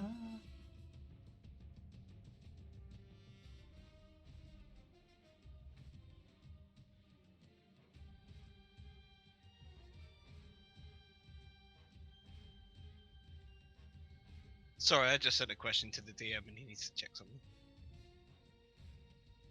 I can't complain. Yep, you're right. I'll see. That's a good shout. Very good shout. I wish I'd said nothing, but I couldn't. Yeah, no, I appreciate it. I really appreciate it, but no, it makes sense. So I'm gonna have to do this. It's a little bit. It's not been your turn since the beholders, so it makes sense. But Bop. And can you set my? I will. Don't you worry. Bop. Greedy? And Bob, and yes, you were over there, yeah. As Victorolosaurus Rex is no longer Victorolosaurus Rex, since Coralina is classed as incapacitated, she can no longer concentrate on Polymorph. Instantly drops. It's a good shout. I appreciate that. If you'd said nothing, then it wouldn't have fucking mattered. So that would not have crossed my mind. I was scared of him, so I couldn't move towards him anyway. So it makes no difference. Like I couldn't have done. You're actually. I mean, it's still like you're still hit with the. You're still frightened of it. Because it did hit you, so it still carries over to you, the condition. Just changes the strategy. Yeah. And with that actually moves to your turn in initiative, Victorolus. No longer a Tyrannosaurus Rex. Let's take a look here. At the end of your turn, you can re-roll your Wisdom save to remove the fear from yourself. Okay. In which case.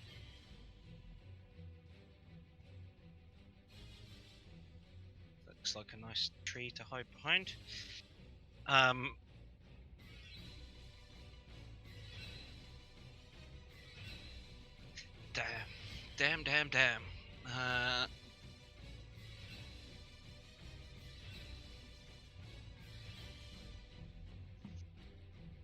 I'm gonna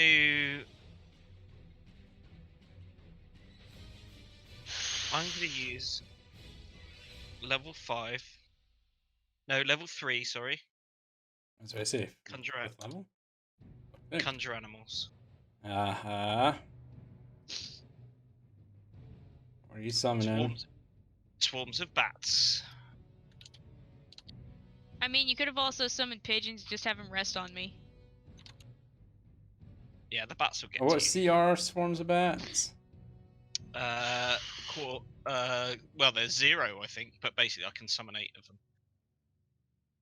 No, swarm of bats are 1/4. Yeah, 1/4 swarms a bit. I want to hit 8. Ah, fuck's sake. I told you ages ago I'm Batman. I said get your bats ready. That is true. He did warn you. Just draw a black scribble. I think there's a really good built-in token for swarm of bats on Roll20. Yeah, but it's a premium thing. Ah, They're butterflies. They're rats. Just use rats, we'll squint. They're bugs. Fuck it. I'm just gonna pop these in here. yeah, that'll do. And Whatever. let's see.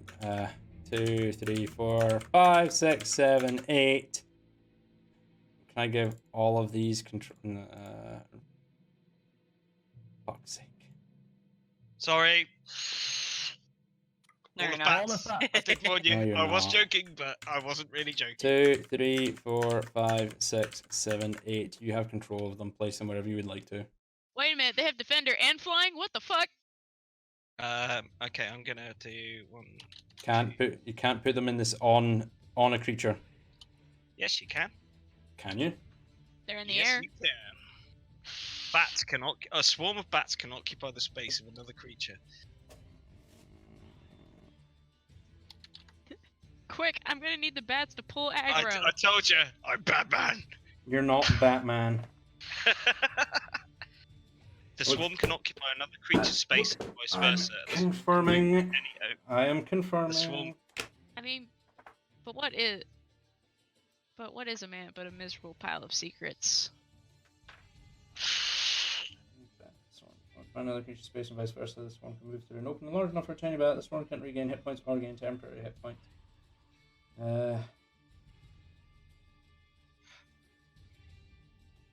Okay. Cool. So basically, I would like to conjure bats all over this thing Okay. and in its face Yeah. and around temple, like so, basically like that. And I'm gonna ask them to poke its eyes out. Okay. And they will do that next turn as they have summon sickness. I'm then going to use my bonus action to slip into shadow.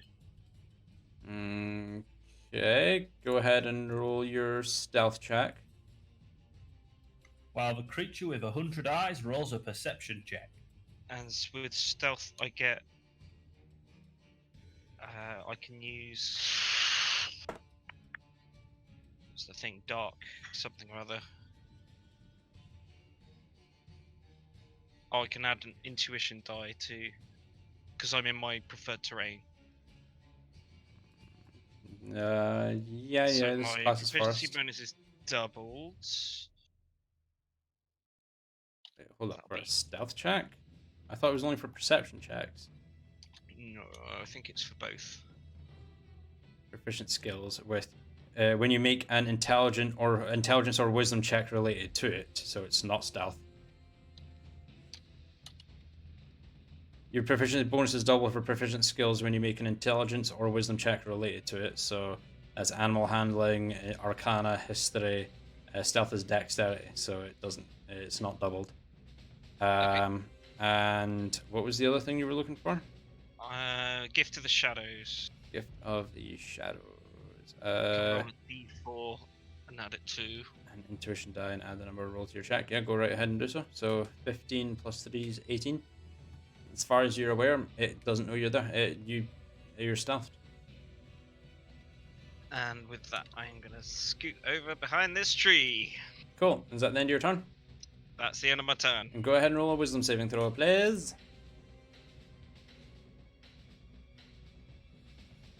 3. Nope, you're still terrified of it. Well, frightened. My bats aren't though. Bats aren't. No. Right, cool. At the end of Victorious' turn, it moves on to the Beholder's turn. The start of its turn, the Beholder is going to activate its anti-magic field and is going to put it this way. Now, let me double check something here. There is divorced from magical energy that suffuses the multiverse. When within the cone, in this case, spells can't be cast, summon creatures disappear, and even magic items become mundane. Until the spell ends, the sphere moves with you centered on you. Again, it's a cone. Spells and other magical effects, except those created by an artifact or deity, are suppressed in the cone and can't protrude into it. A slot expended to cast a suppressed spell is consumed. While an effect is suppressed, it doesn't function, but the time it spends suppressed counts against its duration. Which means that Shield of Faith off. Shield of Faith disappears. Okay. So that is gone. For the sake of brevity, we'll say 1, 2, 3, and 4 all disappear. You are no longer frightened, Torless. As the effect wears off, but Carlina, you're still petrified, I'm afraid. What the fuck? It didn't turn it to look at you. It turned it to look at your allies. Oh, one other thing that I disappears. understand, but Boop. I at least am somewhat confident that I'm hidden. So Somewhat. at least when the confident. wizard goes down, she hides. Yep. These swarm of bats. Question: Right, it cool. suppresses magical weapons. Does that mean our +1s are not +1s, for example? That's actually a good question. If it says that it's a And magic also, my weapon, great axe, I think, is an yes. artifact, isn't it? I don't know if that Your counts great differently. axe is an artifact, though that's not affected.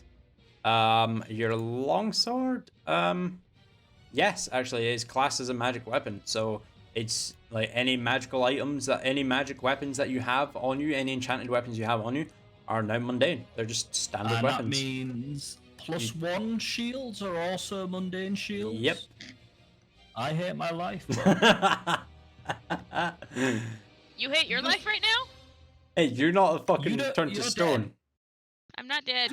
Not dead, Does just this incapacitated. cone last indefinitely, or what? Until How it, long? unless the beholder decides to turn it off. If I was to drag Carolina over into the cone, You I mean, I'm a could- heavy bitch right now, so You could most certainly try to. Right. Where like is this 10 cone times the anyway?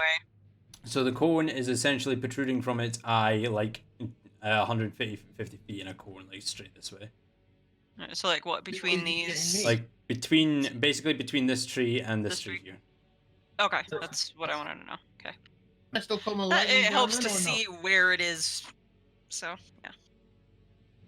See, I did have the aura thing enabled so that you guys could see it when it's activated, but then you guys started moving the token about, so you guys don't get nice I things. did no such thing. Someone did, so you guys don't get nice things because of it. Yeah, it's basically that. It's not a proper cone, but you know, it's basically that, except it protrudes for 150 feet. So Neth'Tari is like would still be accounted for it.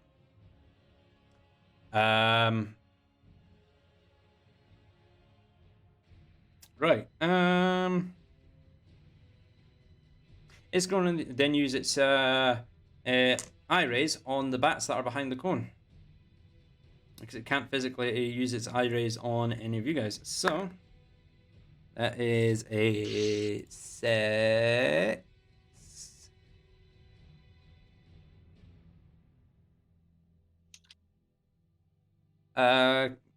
Thomas, can you go ahead and roll me a a d20 minus 3, please, for one of your swarm of bats? Yeah, nope. 5, 10, 15, 20, 25, 30 feet. One swarm of bats is moved far, far away and is restrained by the telekinetic ray of the beholder. Next is, that's a 9. Pretty sure that's, yeah, it's that one. Can you go ahead and roll me a d20 plus 2 dex save for one of your swarm of bats, please? Natural Cool. 20! Natural 20, okay. I'm Batman. You've Hold on, managed hold to be on. Batman and a Tyrannosaurus Rex in the I same. know, it's the best Hold game on, ever. hold on. I'm having Yeah, so much press fun. it, yeah. If it counts for anything, I assume it gets another +1 on top of the 20.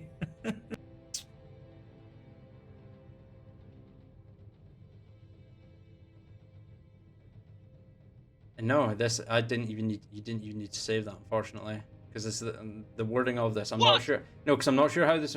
If the target is a large or small or non-magical object or creation of magical force, is disintegrated without a saving throw. Your Oh, bats, right, your yeah, bats are a fuck. your bats are a So creation we of just threw magical out a nat force. 20. Unfortunately, yeah, Oh, That's gay. that is gay. I I'm was hoping sorry. one of my bat swarms might be like that little mechanical dude last time. Maybe that's a 2. The critical for 9 damage. Can you go ahead and roll me a flat d20 for a con save on your last Swarm of Bats, please? I'm not gonna get another 20, am I? No. Can I take that 20 for the last one? Yeah, fuck it. Why not? since you rolled it, and you know, I asked you to roll it, but you didn't need to. Yeah, I'll give you that 20. Go And bats! nothing else happens to these bats at the moment. With that, it's only at the start of its turn, right? Yes. Cool. That ends the Beholder's turn. It moves on to not Carolina, Talar. Alright. Hi. Hello, Sorry, darkness, Carolina. my old friend. Sorry. I have so much plot shit. You are not If I sorry. die right now, that's it. I'm gonna flip the table. I am sorry. I am very, very sorry. I Actually. cast table No, you're flip at not. 5th level. No, you're not. I don't believe I- a word you say. No, because I don't like petrifying people. Death is fine, because you know there's plenty of things that can be done by death. It can build character. Petrification just takes you out the fight, and it's not actually dead. So it can potentially be death if no one can actually cast Greater Restoration, but out of game, all this does is means that Corlina just sits here and does nothing and watches while you guys do everything else. Yeah, I think Richmond had a whole game like that. Yeah, Richmond had an entire session of that as well, and I feel, I genuinely feel bad for petrifying you, but it's just So the if dice rolls. Nethari tries The to whole pull attack. Corlina towards the anti-magic field, does he roll for romancing the stone?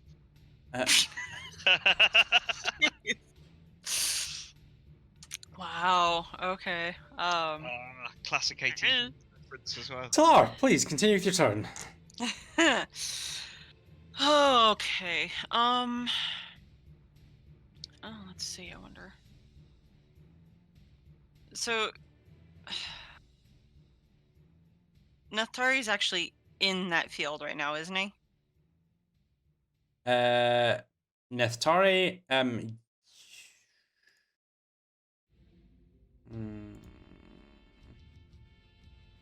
I would say yes. It's 150 feet. That goes out. Yeah, Neftari is within the anti-magic cone. The Okay. anti-fun So- zone. So if I were to try to do something to him from outside that zone, nothing's gonna happen. No. Okay. Hmm.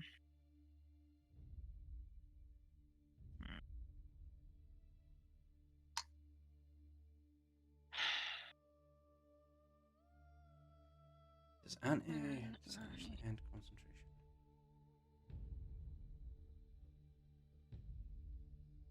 Don't have.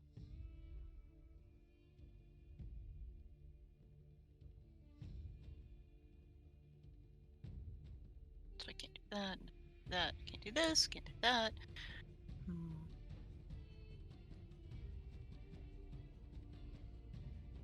Oh. And you said that that field goes like basically right along here. Yes, basically. Okay. What is it? It's a 45-degree angle, isn't it? Well, no, it's more like more like a 30 or no, yeah, 60-degree angle or something like that because it's a cone. Because I just assumed that the cone from his eye facing diagonally down would be essentially. Because if you wanted to go 45 degrees, that would basically be like fucking. It would basically be like that. I disagree. You can't disagree. That's 90 degrees.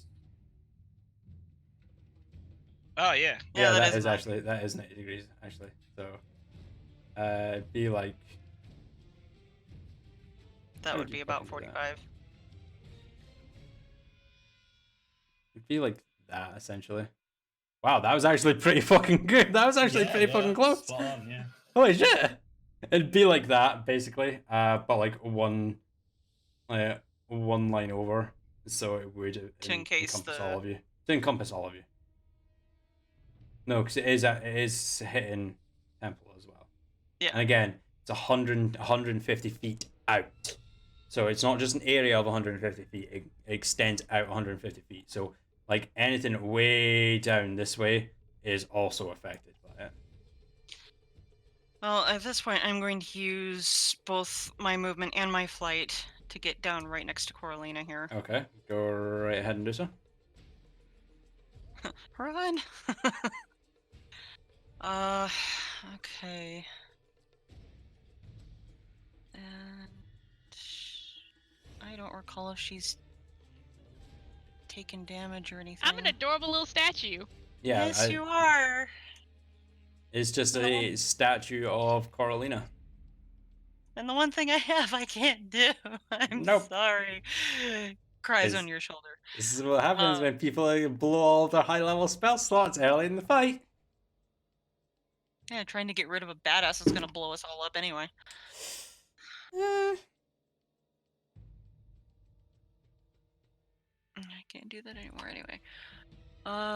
Let's see. What is that? And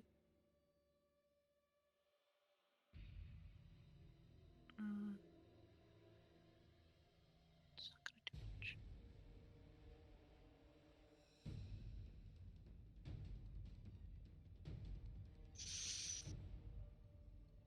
Mhm.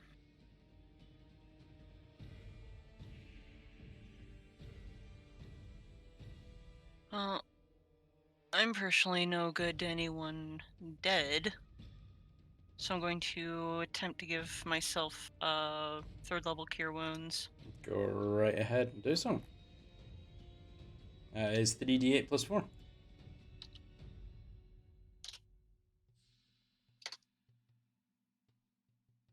You regenerate 20 HP. Not too bad. And that was my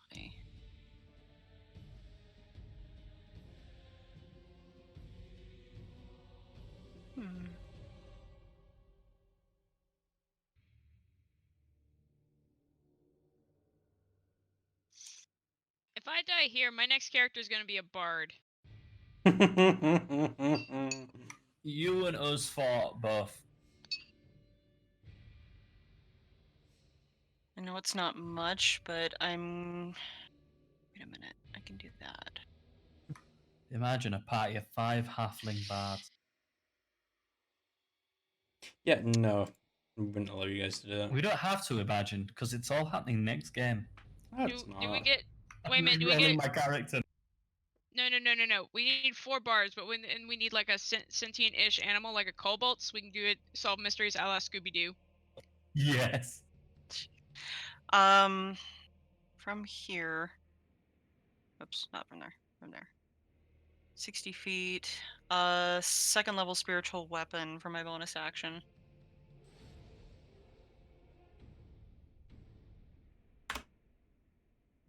Is that in a spot that it will be No. out of range for that? No, it's fine though. Okay. Shit, wrong one. Yeah, Oh, over oh. one. There we go. Controlled by you. Name there. And attempt D20 to... plus 8, please, for the attack. 17. That misses. Yeah, that just misses, I'm afraid. Oh, it was a try.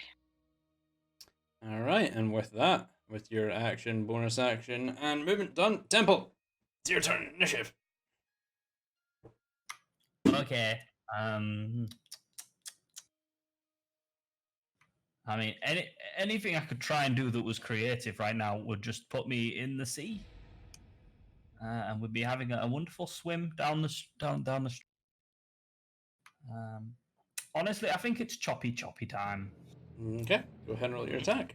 and I'm gonna go for maximum damage. So I'm gonna use my bonus action to switch out from my basic longsword Yep. to my shiny frosty great axe. Yeah, go right ahead and do so. Of course, putting away my shield in the process. So, Yep.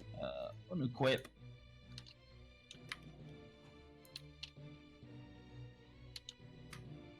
A quick one of them, although I don't think I need to, and let's attack. Go ahead and roll your attack with your great axe.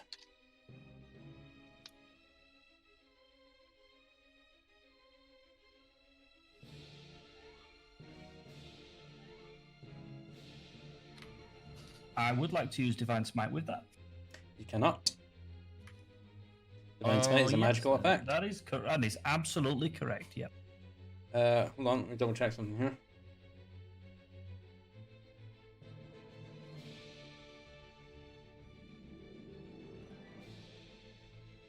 Again, if it matters, I'm going for that big eye.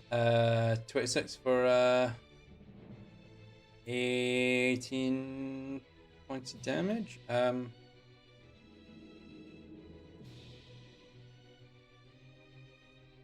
Yep, 18 points of damage. And some Is ice that to go with with it. a 1d6 of cold? Nope. Being an artifact, not magic? It's still a magical effect. Okay. Is Then the let's magical go effect again. is suppressed for 18 Learning. points of damage. That much health. Swingeth your attacketh.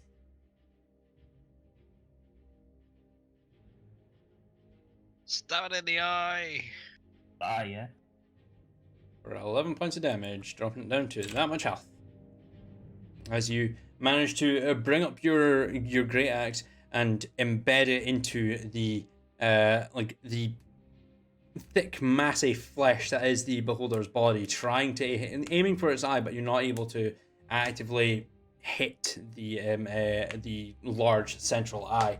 It's moving about the swarm. It's moving the swarm of bats, and the eye stalks are just getting in the way from you making an accurate attack. I don't get lucky and hit a stalk, do I? No.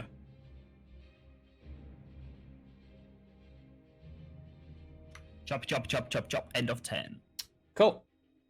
With that, move on to Nithari. It's your turn on initiative. Has my storm cloud gone that was Yep. in the sky? It's been dispelled. Right.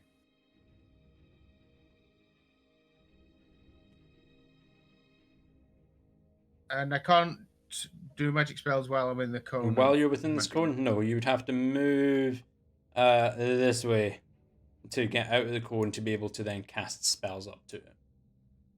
Well, how come Vic's bats didn't all disappear? Because they, even though he has conjured them, they are not within the antimatter cone field. They were The ones- behind him, basically. Yeah, basically they're in behind it. The ones that were in front of it, they all got bipped out of existence. They ceased to exist from the magical effect. But the ones that are behind it that aren't in the cone, they stay. Surely my lightning cloud is so far It's- up in the sky. It's 10 feet in a position like above you, and it's a 150-foot cone. It's dispelled. No, but I thought the cloud was supposed to be right up high in the sky. You have to be able to see the sky to be able to perform the spell, Right. so I would assume the cloud is so high that 120 it's feet, isn't it? not. Hold on.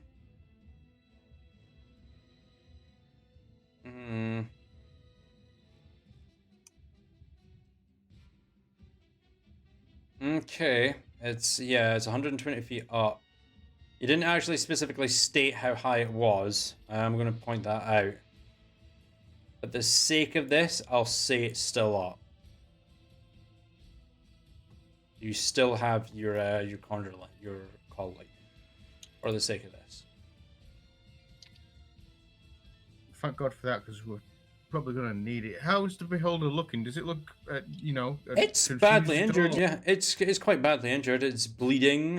Some of the eye stalks are they're like, most of the eye stalks are quite active and writhing around, but some of them are kind of hanging loosely from the side. There's still like if you were to hold a snake, and it were to kind of go off the edge of your arm or off the edge of the desk or something like that. It can use its own muscle mass to keep itself from falling straight down and just kind of hold where it is. So they're not limp, but they're they're not dead, but they're looking quite injured anyway.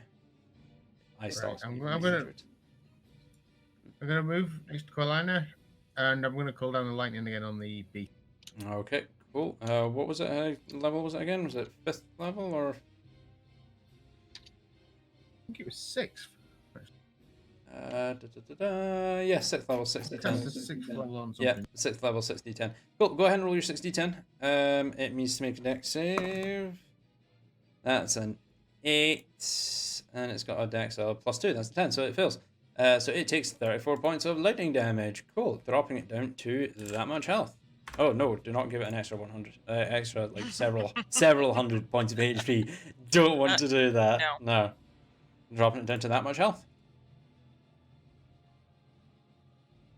Now I assume it's looking really fun. It's looking really badly injured, yes. Right.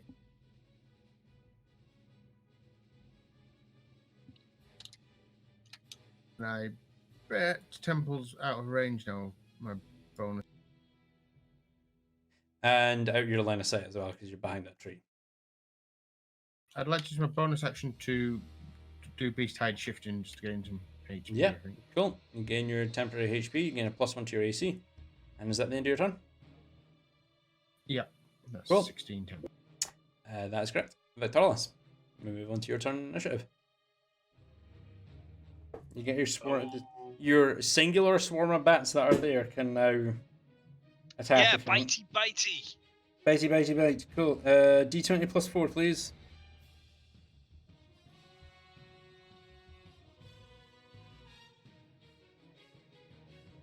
Nope.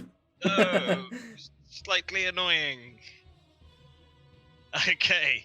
Right, I'm gonna move up to here. Yeah. I'm gonna bonus action Hunter's Mark that motherfucker. Yeah, it's a magical effect. Oh, is it? Yeah, Oh, fuck. it's a spell. You cannot cast a spell. Motherfucker. Is Right, that well, not I'm just gonna out- fire what- arrows at it then. Where's the cone? Because that kind of does look like just outside of the cone. It's a magical effect. It's within the cone. I'm saying that now. So if I were to run all the way to here, Yeah, if you were to run out to there, you can cast your Hunter's Mark on it. so 5, 10, 15 to there. I'll stick a Hunter's Mark on it if I can. Cool, it's marked. And I'm gonna fire at it with my longbow. Cool, 20 will hit for 9 points of damage.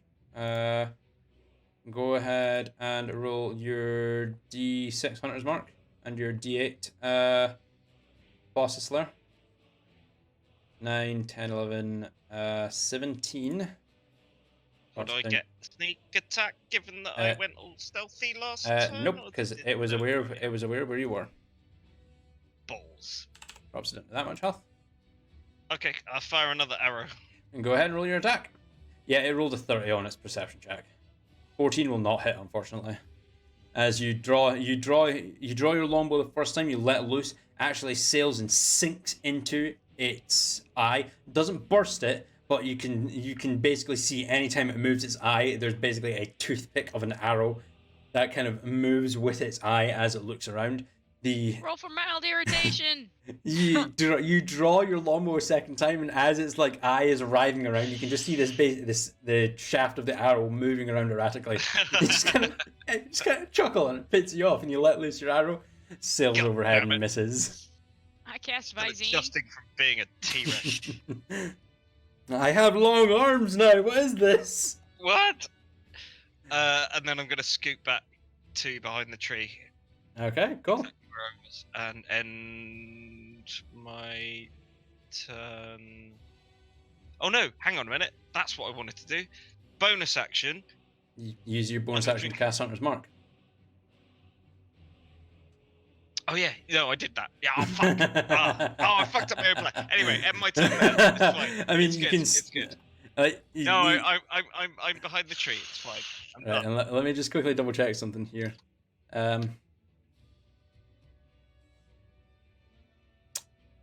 No, because it's not on Oh, you, hang so on. that's fine. Uh, What? Are you sure you want to end your turn? Yeah, I'm gonna end my turn there. Cool, right, moves on to the Beholder's turn. At the start of the Beholder's turn, it's going to turn off its anti-magic cone. It's going to fire 3 I-beams. First one's going to be at Temple.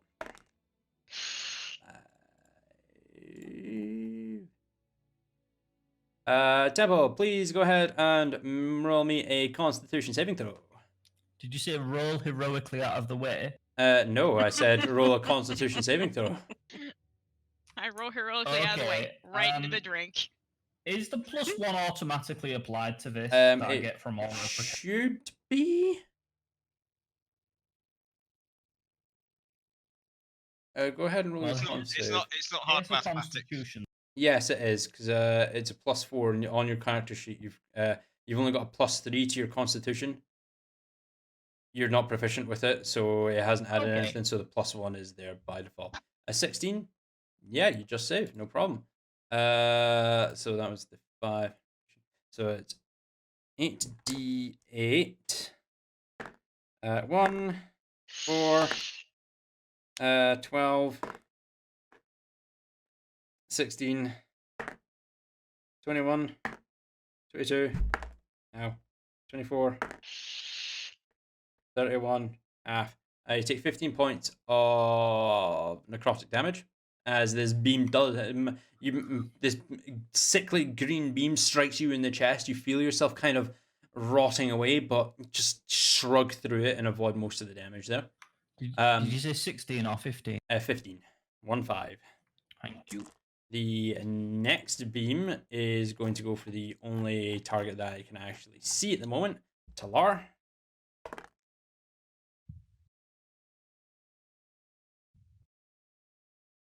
Talar, I need you to go ahead and roll me a dexterity saving throw, please. Which health are you on?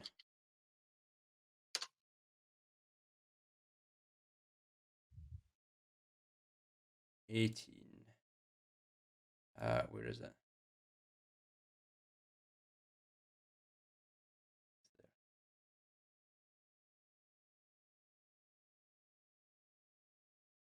Okay, yeah, no, you're fine there. That's another 88. 5, 11, 12, 13, 14, 22, 26, 29, 14 points of necrotic damage to you.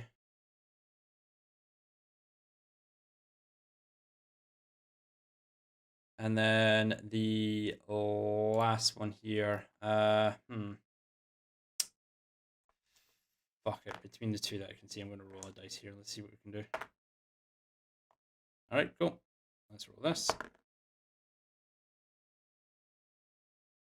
Talara, go ahead and roll another dex save throw, please. Jeez.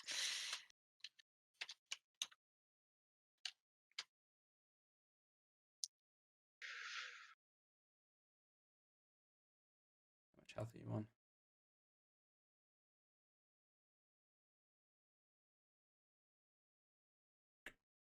4, 5, 9, 11, 12, 14, 18, 20, 21, 23 points of necrotic damage. Once again, I must ask you, does that bring you to 0? No, It does not. Okay. but it's very close. Okay. That's the last of its beams. It's the end of its turn. Moves to the top of the round. Talar, that'll be your turn in initiative. Okay.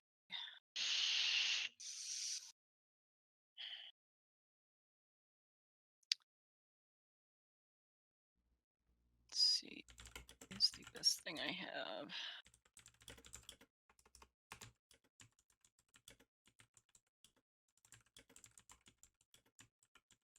Okay.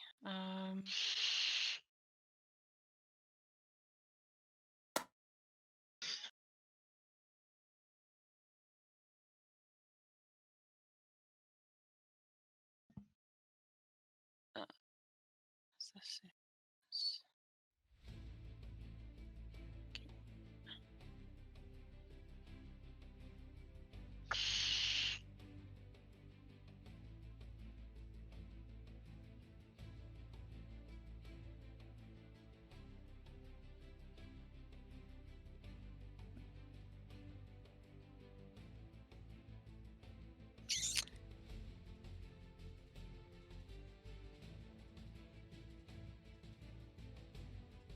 Kind of facing a choice at the moment. I'm sorry. Okay. We'll have to press you for time though, because that is 11:15. Right. And closing time here. Okay. Maybe that'll work. Let's see. 3rd level Beacon of Hope. Choose a number of creatures within range. 30 feet, so 3rd level concentration is on yourself. In addition, you start an advantage on wisdom saving throws and death saving throws and against maximum hit points possible from any healing. Cool. So if I can, let's see, any number of creatures within range. So can I apply that to the other 2 here as well? Will it have any effect on Coralina? It will not have any effect on Coralina. She's stone. Okay. Then So it's yourself at least and on. Neftari. Okay, then on Neftari as well. And then after that, I can't do that one. I don't have any mass ones at the moment. My bonus action, I'm going to cast Healing Word on myself. What level? Sorry. Wait, hang on a second. Did I do that right? 2nd level. 2nd level. For 8, you regain 12 HP. Okay. Because I am no good to anybody today. And let's see. Movement.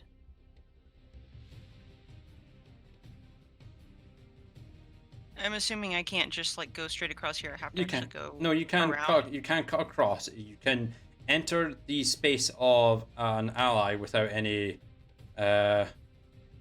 without any issues. You just can't end your turn in the same space as She's someone. not really an ally at the moment, though, is she? She's more like... She meant it was Neftari because she was wanting to go like that. Just for the love of God, when you pass, just make sure you close your wings up a little bit, because if I fall over and topple over, that's it. Take your arm off on the way past. Well, GG, guys. Yeah, it's just not fucking Tyria. Alright, well. I'm gonna have her move here. Okay. Is that the end of your turn? Yes. Cool. Legendary action at the end of your turn. Temple, go ahead and roll me a Constitution saving throw, please. Okay. That's a fail. You are paralyzed for a minute. For 1 minute. For 1 minute. Yes. 10 turns. Wow. 10 turns. But you repeat the saving throw at the end of each of your turns, ending the effect on a success. So, paralysis, incapacitated, can't move or speak. No, you didn't have Shield of Faith or anything on yourself, so that's fine. Automatically avails strength. Dex throw is attacks have advantage against you, and it's a critical if the attack is within 5 feet of you. That moves on to your turn. You can't do anything. End of your turn. Go ahead and roll me another Constitution saving throw. Okay. That was quick. You're no longer paralyzed. Yay! Yay! Neftari. Oh, wait. Neftari, it's your turn in initiative. That was the quickest turn we've had in a long time. Okay, I'd like to call down the lightning again on it.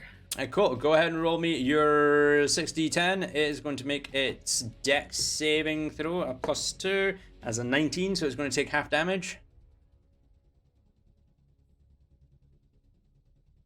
Come on, Avery. Keep up. Ooh, Half damage. saucy. That is 19. Drops it down to that much health. You're still not dead. It's still not dead. Is it getting close to certifiably fucked? Oh, it's getting very close to certifiably fucked, but it's almost dead. It's bleeding profusely. A lot of its eye stalks are barely able to maintain any semblance of activity. I will continue sending inanimate good vibes. Anything else you'd like to do on your turn, Thar? Look at the statue. The fish looks rather pretty. Alright, Don't go. touch it, Neftari. End of your turn. I'll use my bonus action to cast Healing Word. How are my friends looking? I can't see them, so... You can't really see Temple. Victorious. Victorious has looked better. And Talar just behind you, again, has looked a lot better than... She looks fairly beat up and bleeding from several areas. Yeah, I got beat up before I became a T-Rex, so I'm still hurting. Yeah. But it was Well, fun, right? Talar's in range, so Yeah. I cast 4th level Healing Word on Talar. 4th level healing word. That is 4, 8, 12, 16. Talar, you regain 18 HP. Thank you. You're welcome. At the end of your turn, Beholder's going to use his last legendary action for a beam. Jesus Christ, I'm rolling these quite well, actually. Temple, you're the only one that can see. Another dex saving throw, please. Okay.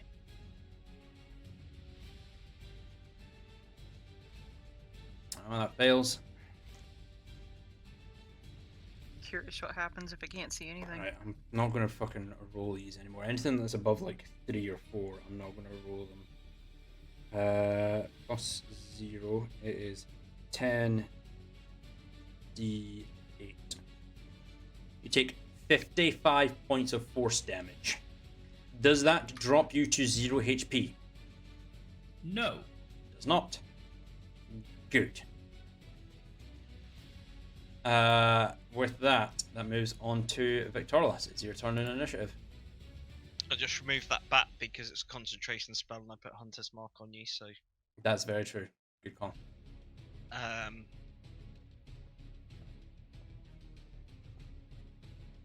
Right, bonus action. I'm going Mhm. to take a potion of greater healing. which is Yeah. 44 plus 4. 44 plus 4, that is correct. You regain 12 HP. 12. Yeah. And now I'm gonna do the same thing as I did last time. I'm gonna pop out from behind a tree. I'm gonna shoot some shoot it. arrows. Cool, Please go hit ahead in the eye. and roll your attack. That'll miss. Fuck.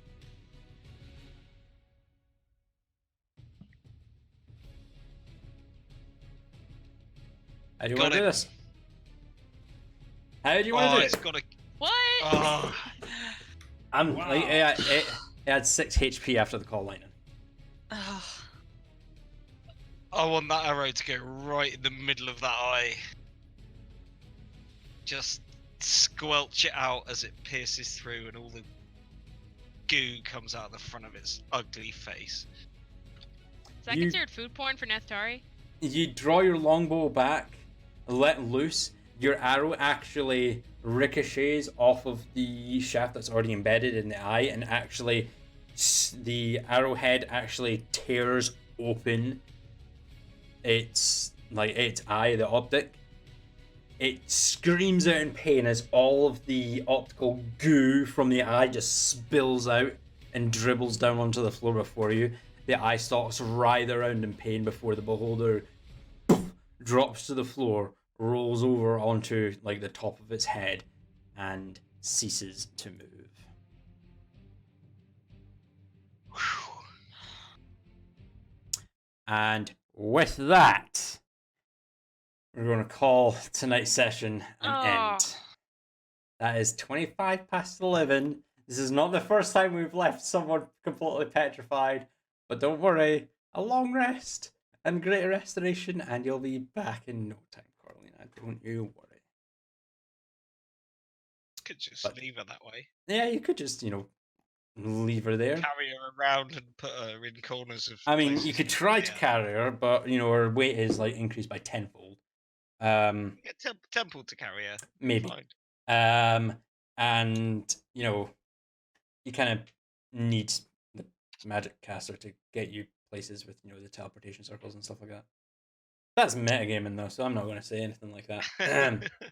But anyway, we're going to have to bounce out here pretty quickly here, unfortunately. What I'm going to do though, however, is Evelyn, thank you for setting me up with the host. I appreciate that. We had I'm going to say that's Imogen. I probably butchered that.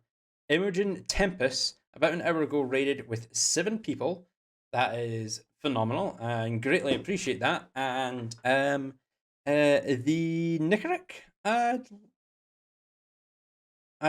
again, I'm probably going to butcher. I'm probably butchering that completely, but the Nickerick has followed about an hour ago again.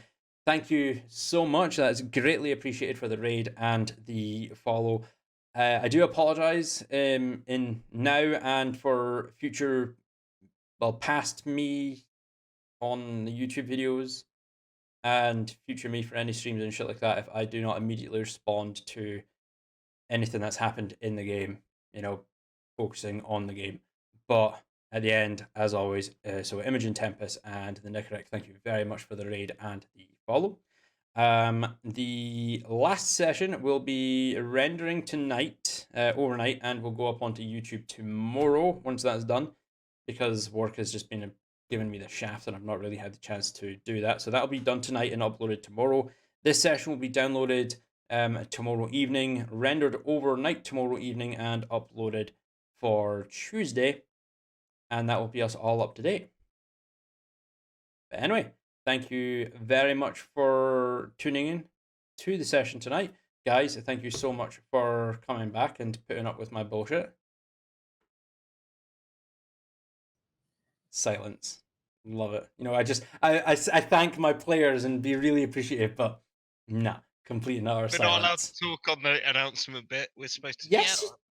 I never once said. I'm petrified. I can't do shit. Yeah, you may as well be dead. So I thought you yeah. tried to TPK as well tonight, so I'd never try and TPK you guys. What's wrong with you? I would never do such a thing. Absolutely not. I run a fair and balanced encounter. How dare you assume otherwise? Bullshit. It's just, when Disadvantage on your rolls. It's just like, oh, right. That's all us dead. But anyway, thanks so much for putting up with my bullshit, and we will hopefully next week. I don't think there's any issues. I'm actually off next Sunday, so there won't be any issues from me. If there are any issues from you guys, please let me know as soon as possible, and we'll work around that. But anyway, thank you all very much for tuning in. I hope you have enjoyed this session, and we will catch you on the next session. Hope you enjoy the rest of your night adventures. Bye. Bye. Bye. Bye.